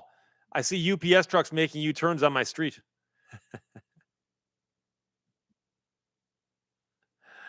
MH08, they still cruise Federal Boulevard in Denver. I mean, I remember when I was a kid, high school age, and had a car, and just wanted to go out and drive around at night with my friends, Friday night, Saturday night. And there'd be other people out driving around, and there'd be places we go hang out. And I have driven down those roads or roads like them since then. Don't see any activity like that. So Lee Kincaid says that could be because they don't permit underage drivers to have underage passengers. What age does that stop at? I'm curious.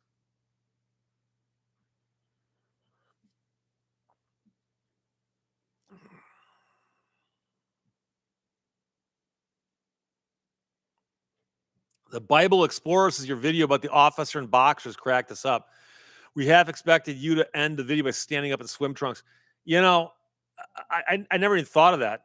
I could have stood up wearing shorts, you know, but I don't get too meta on my on my channel. Lee Kincaid, 21 in Illinois. Like a 19-year-old can't drive with another 19-year-old in the car? That seems harsh.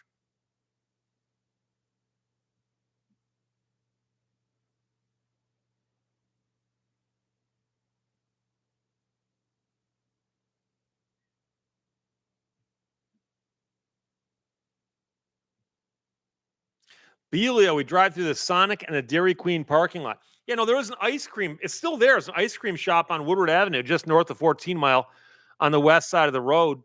And I mean, I knew the owner. I bought so much ice cream, I probably put his kids through college. And there's a bank parking lot next door, and you park your car, go over, get ice cream, go over to lean on your car, and see if your friends showed up. That's what you did. Yeah, Mary M. We used to cruise Gratiot in the 70s. My parents cruised Woodward. Yeah, so here's the thing. We cruised Woodward. And you hear stories about these other guys. Yeah, they cruise Gratiot. Oh yeah, and then other people cruise Telegraph. And you'd hear these crazy like urban legends, like, yeah, see, there's this guy over in Gratiot. It's got this really, really cool car. It's like a bad rendition of American Graffiti, you know.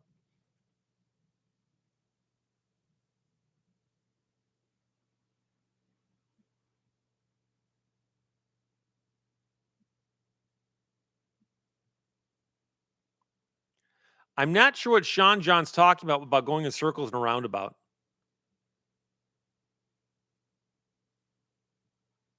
Image Doc Ray grew up cruising Van Nuys Boulevard. Dan Boyd, I'm so old. I remember when Federal Express was Federal Express, not FedEx. FedEx. That's funny.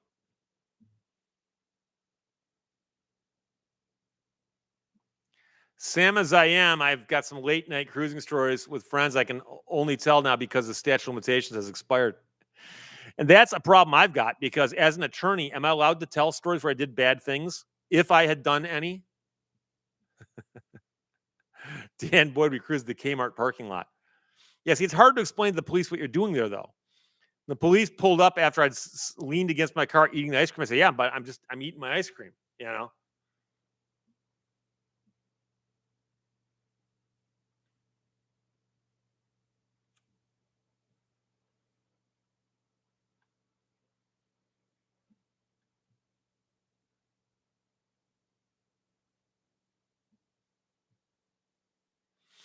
Art S says trivia. Harrison Ford was in Apocalypse Now. Why is that trivia? So was Marlon Brando. He was in a very short scene. It's the meal scene where where he's getting his orders and they're explaining to him about Kurtz. And Harrison Ford is at that table. I believe he's wearing glasses too, isn't he? But yeah, it's not one of the more well-known roles in that movie. Image Doc Ray, have you ever received a sanction? I mean, be sanctioned by the court or by the bar association or something? No.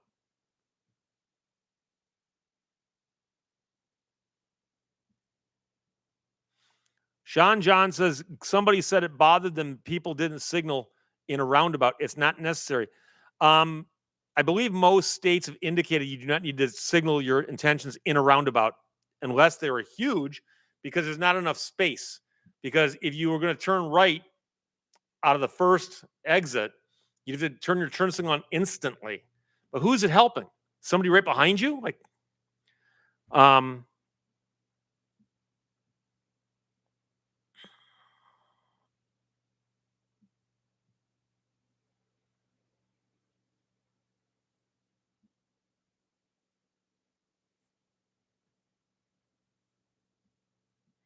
Don Jackson, could one's vacuum cleaner testify against you in court? Presumably, unless you're married to it. Melissa Jesswald, no signal in a rotary. Signals are for wimps. Keep them guessing.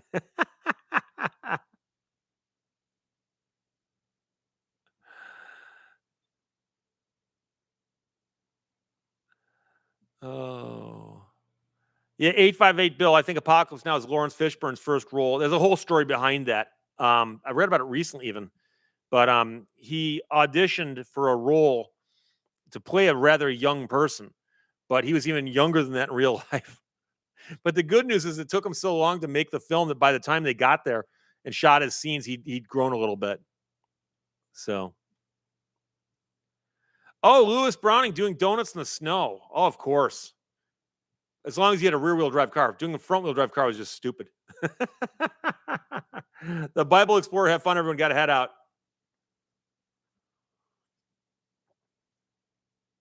Ember Miss 69 says, not sure about the vacuum cleaner, but that toaster will light you up in court all day long. I'm telling you, that toaster's been out for me.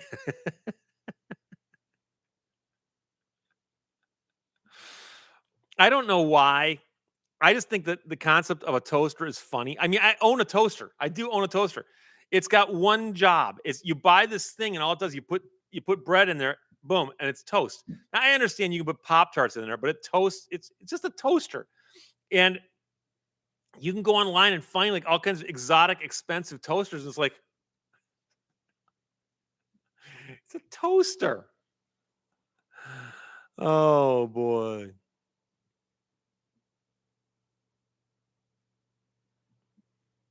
Bob blah blah points out you can do donuts in a front wheel drive car if you go backwards, and you can do it until you blow up the transmission. Ask me how I know.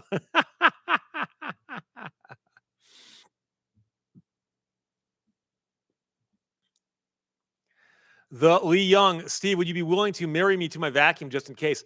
If that's a potential defense. There are people who think that artificial intelligence is something that some people might want to marry someday. So if your vacuum was AI driven, that's not that big of a stretch anymore.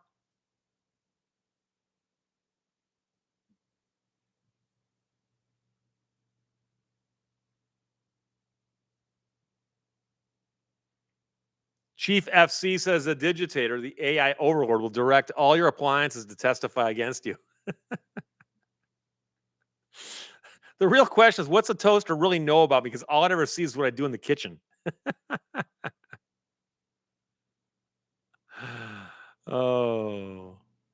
Yeah, Art asks, what happened to the days you used to get a free toaster if you opened a bank account? Or a set of steak knives for a credit card?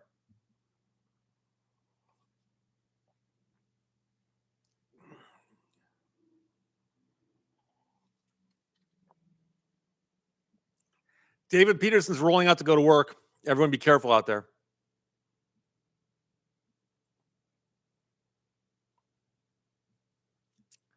Dougie Doo. Have you seen the one about the woman falsely accused of theft based on a flock camera? Yeah. Haven't done a video about that one. I might. Richard Terhune, why would anyone want a smart toaster if one were available? Well, presumably you can load it up with all kinds of like microchips and some kind of control modules, make it Wi-Fi and Bluetooth, possibly give it some kind of what you need to do is it needs to have an altimeter on it, so it can tell what altitude it's at. And then, of course, it should have GPS monitoring using satellites. And it can use all that information to toast the bread perfectly every single time. And then what it does is it observes you with all of its sensors. It's got cameras just like a flock system. And all its sensors will watch you while you eat.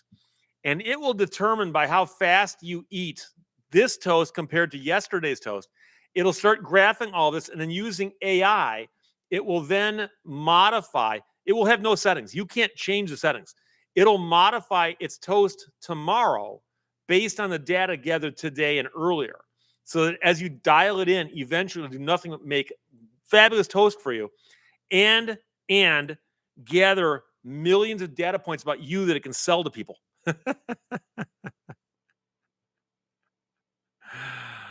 Oh. Fatty Butter Pants, I remember when Shell stations would give a free coffee cup or cereal bowl when you bought gallons of gas.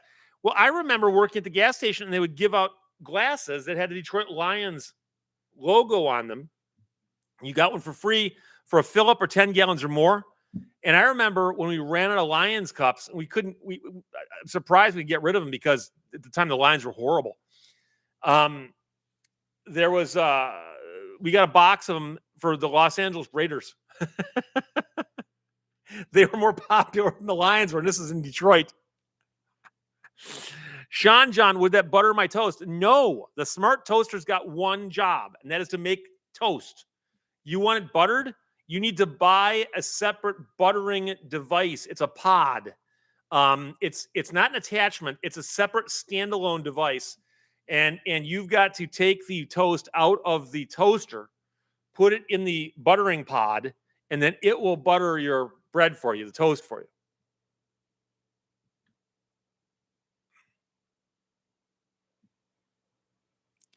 Jason Brindamar, does anyone feel like Steve is staying a little shy of Flock now?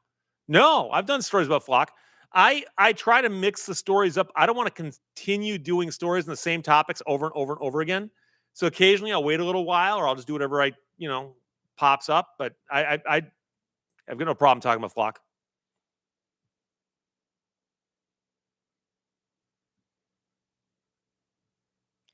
Johnny Z. Bradley, remember the Flintstones jelly jars that became glasses? Oh, yeah. Uh, my family, we got 6 children, right? My mom and dad had 6 boys.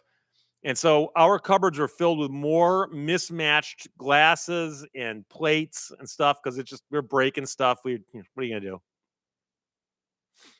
Harry Seldon, have you ever personally experienced a judge with a major God complex? I've encountered judges that were, oh yeah, yeah. I've encountered several bad judges in my career. If you say, Steve, just in your mind, think of them. Can you name some bad judges? Yes, absolutely. One or two of them had a God complex in the sense that they just thought that what they were doing was perfect and it didn't matter what anybody thought. I've also seen judges who are horribly, horribly biased towards one side or the other. And after you've been practicing law for 34 years, you can tell when you go into court and you don't get a fair shake. And it's pretty clear. So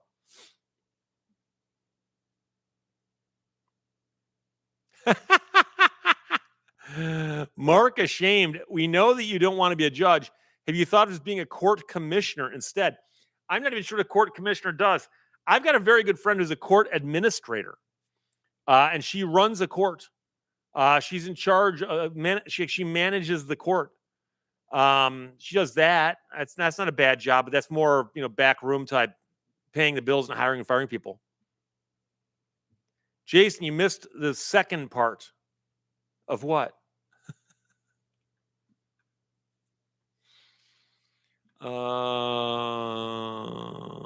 Oh, about the flock cameras? Oh no, I saw the part about the flat Earth. I'm not sure what flat Earth's got to do with flock though, other than starting with FL. Kurt, the score to move Alexa is building a case against me. Phantom Butterpants, check out the Haywood Bank song Toast. Yeah, Toast. No, I'm familiar with the song. It's a great song. Image Doc Ray, every lawyer has experienced judges with a God complex. Yeah, and it's just weird because so many judges they can be weird in different ways too. So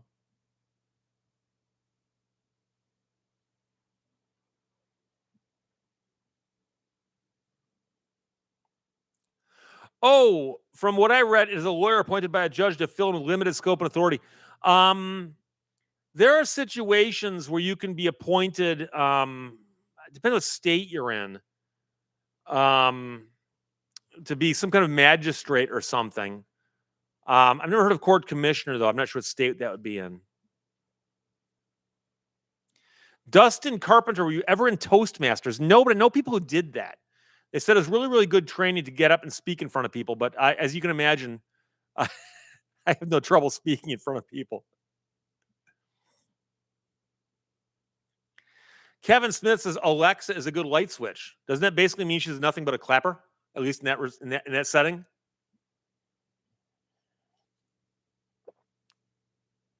Image Doc Ray says every judge has experienced lawyers of the God complex. Yeah, but the good news is the judge can shut them down. Sean John, what is Toastmasters? Toastmasters is an organization of people who get together informally and practice public speaking.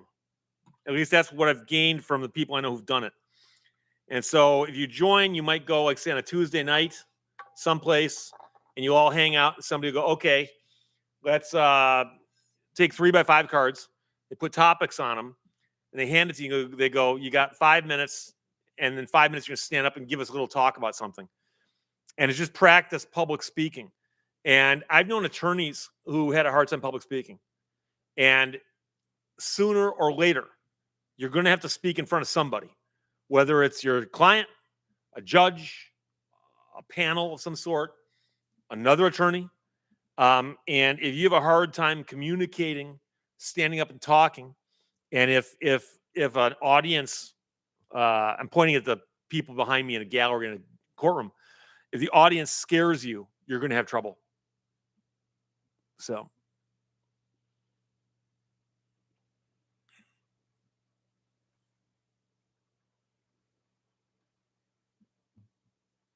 Yeah, Mark Miller says when I was in middle school, we had to take speech class. Our teacher quoted the study that said people are more scared of public speaking than dying. I believe it was Jerry Seinfeld who said that basically it means that more people would rather be in the casket than giving a eulogy.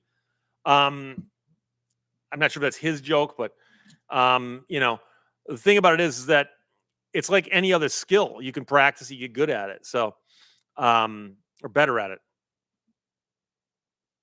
But like I said, I taught several different law classes. One of the classes I taught was trial practice. And I told my students, I said, by the way, you guys are going to get up and talk in front of every single class.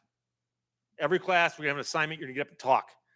And I had people going like, and I'm like, better to do it now than to crash and burn in court when you're a new attorney.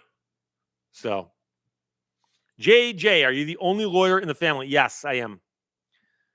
Rest of the family is like educators or engineers or tool designers, things of that nature. The birds are free college speech class. I took speech in college, and I remember being petrified of that, but that was a long time ago. Blah, blah, blah. I was a TA in college. I could rattle off a 15-minute talk in 5 minutes. But was it a good rattling off? It's kind of funny because I used to jokingly tell people I taught law school and I also taught undergraduate. I taught Michigan history. And I can tell you that law school is different because you can walk into a classroom as a professor. And if the class is making noise and stuff, if you know what you're doing, you should be able to glance and get the whole room to shut up with nothing but a look. Because law students are petrified. They've gone through undergrad, they're going through law school, and they're paranoid about passing classes because they don't graduate law school, that it's all wasted. And they realize somewhere along the line that the professor is the one who is grading their exams and their class participation, whatever else. And they realize, oh, we don't want to mess with that guy.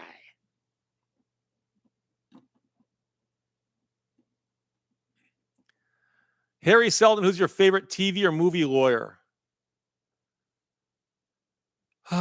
Well, Perry Mason was good. It's been a long time since I watched Perry Mason, though.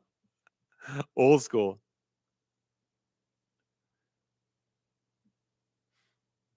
Sean John, did you ever teach someone you would fail as a lawyer?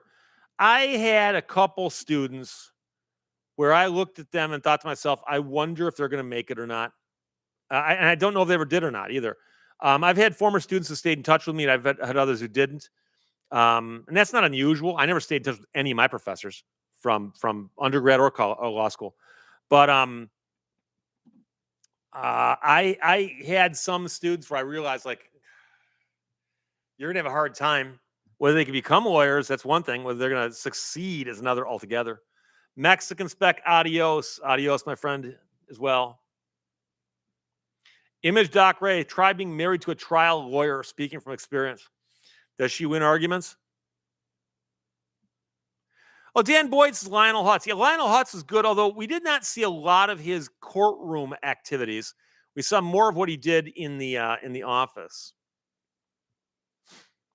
Dustin Carpenter, what about Paul Drake doing all of Perry Mason's dirty work? Ilya, not Saul Goodman. You know, I've tried watching Better Call Saul. It didn't grab me. So, Andrew Kruchowski, good afternoon, Squire. How you doing, Squire?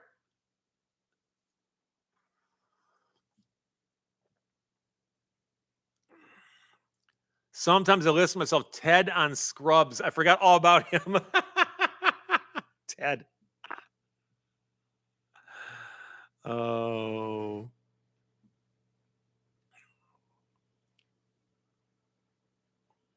Stephen Kabura, you mean Jackie Childs off of Seinfeld? Actually, he's very good. I should have mentioned him earlier. Jackie Childs off of Seinfeld. He's over the top. That's preposterous, absurd. And he's over the top, and so much of it is crazy. But I used to tell my students, his closing argument in the finale is he says, my clients are accused of witnessing something to which they were bystanders. And they're accused of not doing something which makes them guilty. And yet we all know bystanders are always innocent. That's why they're innocent bystanders. That's not a bad argument because that appeals to something everybody understands, that you have the right to just stand there and do nothing. And that law was actually one of those things that, but yeah, that was good. Gregory Peck is Atticus Finch. Mark Miller, you are correct also. Gregory Peck was the character was wonderful. He's often listed as being one of the greatest movie fathers of all time. But yeah, he was good in that. But the real thing about him and the character was the fact that he was actually defending who he was and doing such a good job of it. So, Chuck Whitehead, do lawyers ever get burned out? Oh yeah. I know so many attorneys who after about 5 or 10 years are like, I'm not sure I can do this for another 10, 20 years. Who told you to use balm? Your face is my case, MH08 and Belio. Stephen Cabura, who is your Kramer equivalent client? Well, the bulk of my clients come to me because they have bad cars, and most of them have never knew me before, so I don't have anybody like that. Sam as I Am, Denny Crane. I never watched that show. I've heard of it.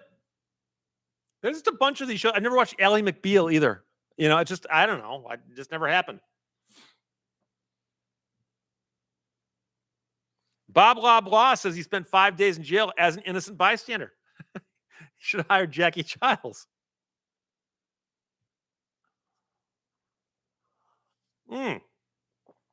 Image Doc Ray, craziest lawyer I've ever seen was Irving Kanarek, Manson's lawyer. I mentioned Charles Manson's lawyers at the top, and I believe Kanarek was the one who kept objecting. Of course, Manson didn't make it any easier when he jumped over the bench and tried to stab the judge with a pencil. I presume against his attorney's advice. Tim Nossum, the Chewbacca defense. Andrew Kuchowski, ever watched the film Michael Clayton? Yes, I did. And I seem to recall that I liked it, although I only watched it the one time. Standard Deviation, ever watched Night Court? Not much. No, I'm familiar with the characters, and I've seen it a couple times, but not that much, no.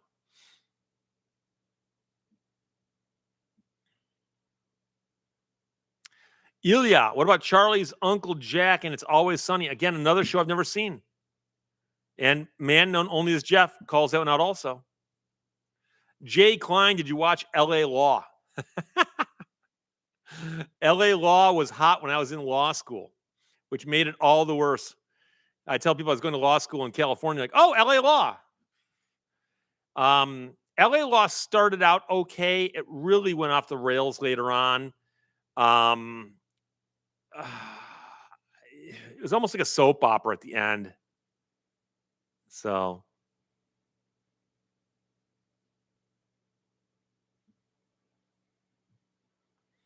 Sean John, how about Judge Judy? Wapner was the only good television judge for those shows. All those copycat shows after Wapner, just cheap imitations.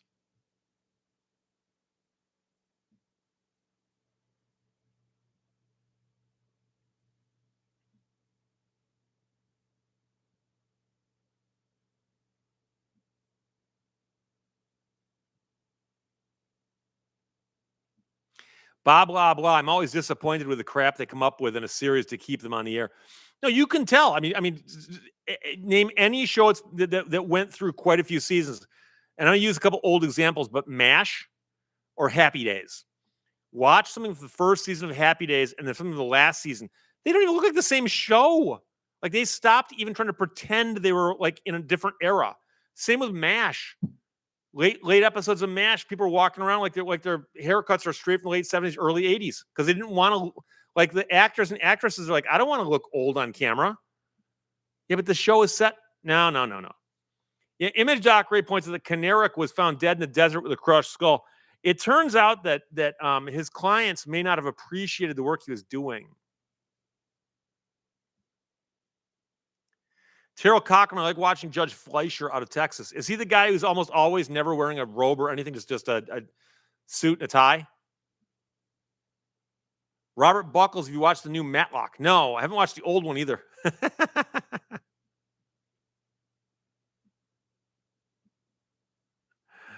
Prisma works. I like Jason's questions about clients ignoring your advice. I didn't see the question. JJ, if a state Supreme Court judge recuses, they appoint an appeals court judge to sub in Ohio. A lot of states do that. Also, at the appellate level, it's not uncommon that there's short judges. They'll actually bring in a judge and let a judge sit and hear a case at a different level than they're normally at.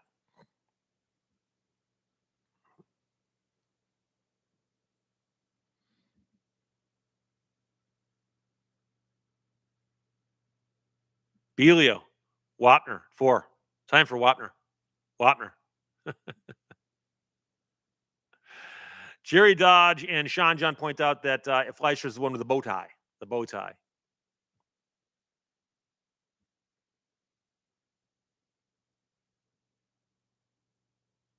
Now, Scott Summers and Sean John mentioned Fletcher, or talking about Fleischer.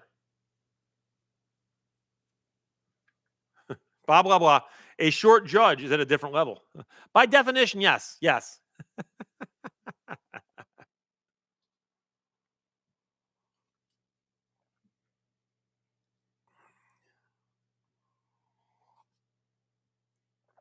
Chuck Whitehead, does the Supreme Court do Zoom or all in person?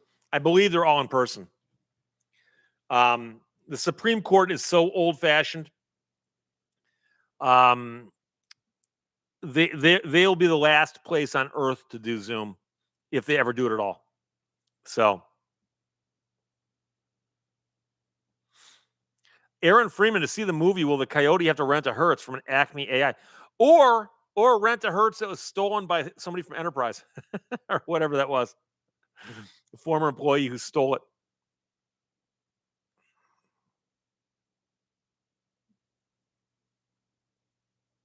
Sean John, the sound from MASH. Are we talking about the theme song, Suicide is Painless? Is when I had to go to sleep as a kid. I mean, I remember when MASH was on in first run, and then I remember being just in reruns forever because they ran the show for so long. They had a huge back catalog.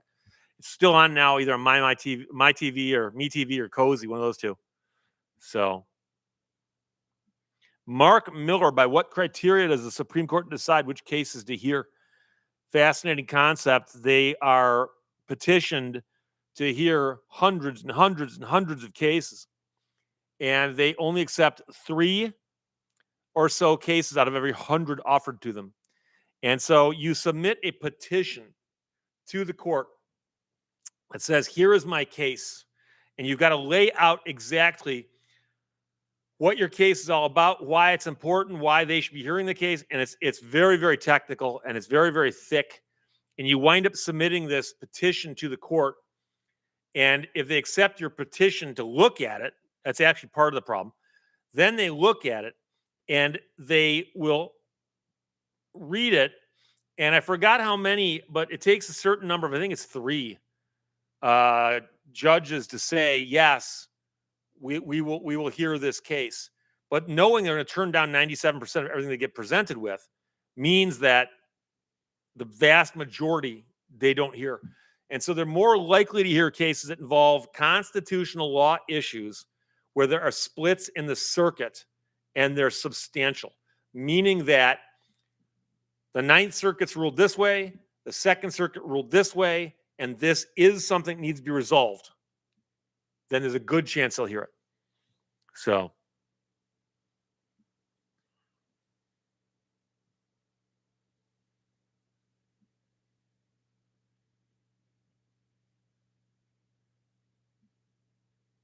Jason Brindmeyer used to go to sleep as a kid watching Johnny Carson on our old Kmart black and white TV.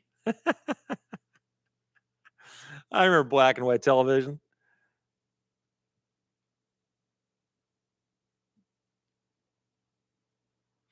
Jay Klein, while I lived in Denmark, I watched every episode of MASH. A channel started with the movie, then ran 4 episodes a day until they got through them. And that's always a fun thing to watch, is the movie, because the movie that inspired the series was very different from the series.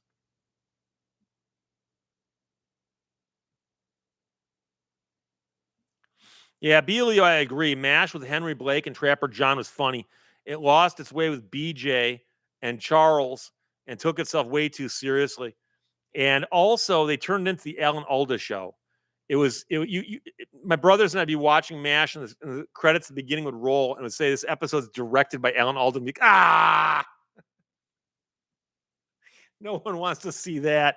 And it's gonna be an episode where the entire show is about him having a moral crisis but doing the right thing. Sean John, never seen MASH. Is it worth watching? That's a tough call. I think a lot of people now, they've never seen it before, never heard of it before, watched it out of context. The first season you might enjoy, but I think it might start losing interest pretty quickly thereafter. So, SKS Hugo, I was the remote control before the clicker. Rex Voucher, the book was better. MASH, the book. I know knew there wasn't, but didn't actually read it.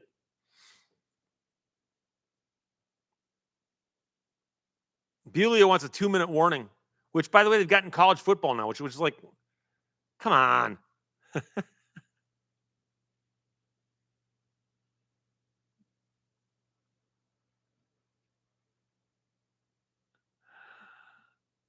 Yeah, Jay Klein, Alan Alda turned it into his own personal soapbox. But there were some things on MASH that were so funny. Colonel Flag. The Colonel Flag episodes are spectacular. They're absolutely spectacular. Or the incubator episode. I saw it about a week ago. It's not like we're asking for a pizza oven. Oh, I can get you one of those. Belios's MASH was really about Vietnam disguised as Korea. Well, that's what popularized it at that time. You got to remember the Korean War did not last as long as the show did.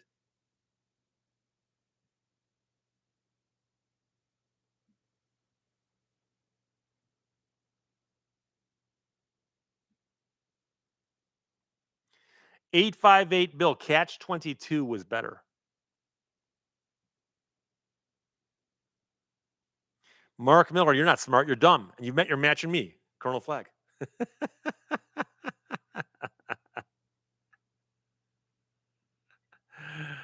Harry Seldon's Colonel Flag turned up as an executive on the series Herman's Head. I remember being on the radio and seeing it move across the wire, and they go, this actor passed away. And I didn't recognize his name at first. And they go, most well known as Colonel Flag off of MASH. And I'm like, oh.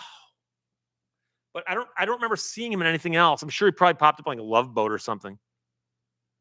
Mike Torello, thanks, Steve. Have a good week. And it is 3:00. We've been here for over 2 hours. I'm going to check out. Thank you very much. As always, watch the shows during the week. I'll put up something for you on the second channel, probably on Friday, maybe sooner. And other than that, just enjoy yourself. Bye-bye.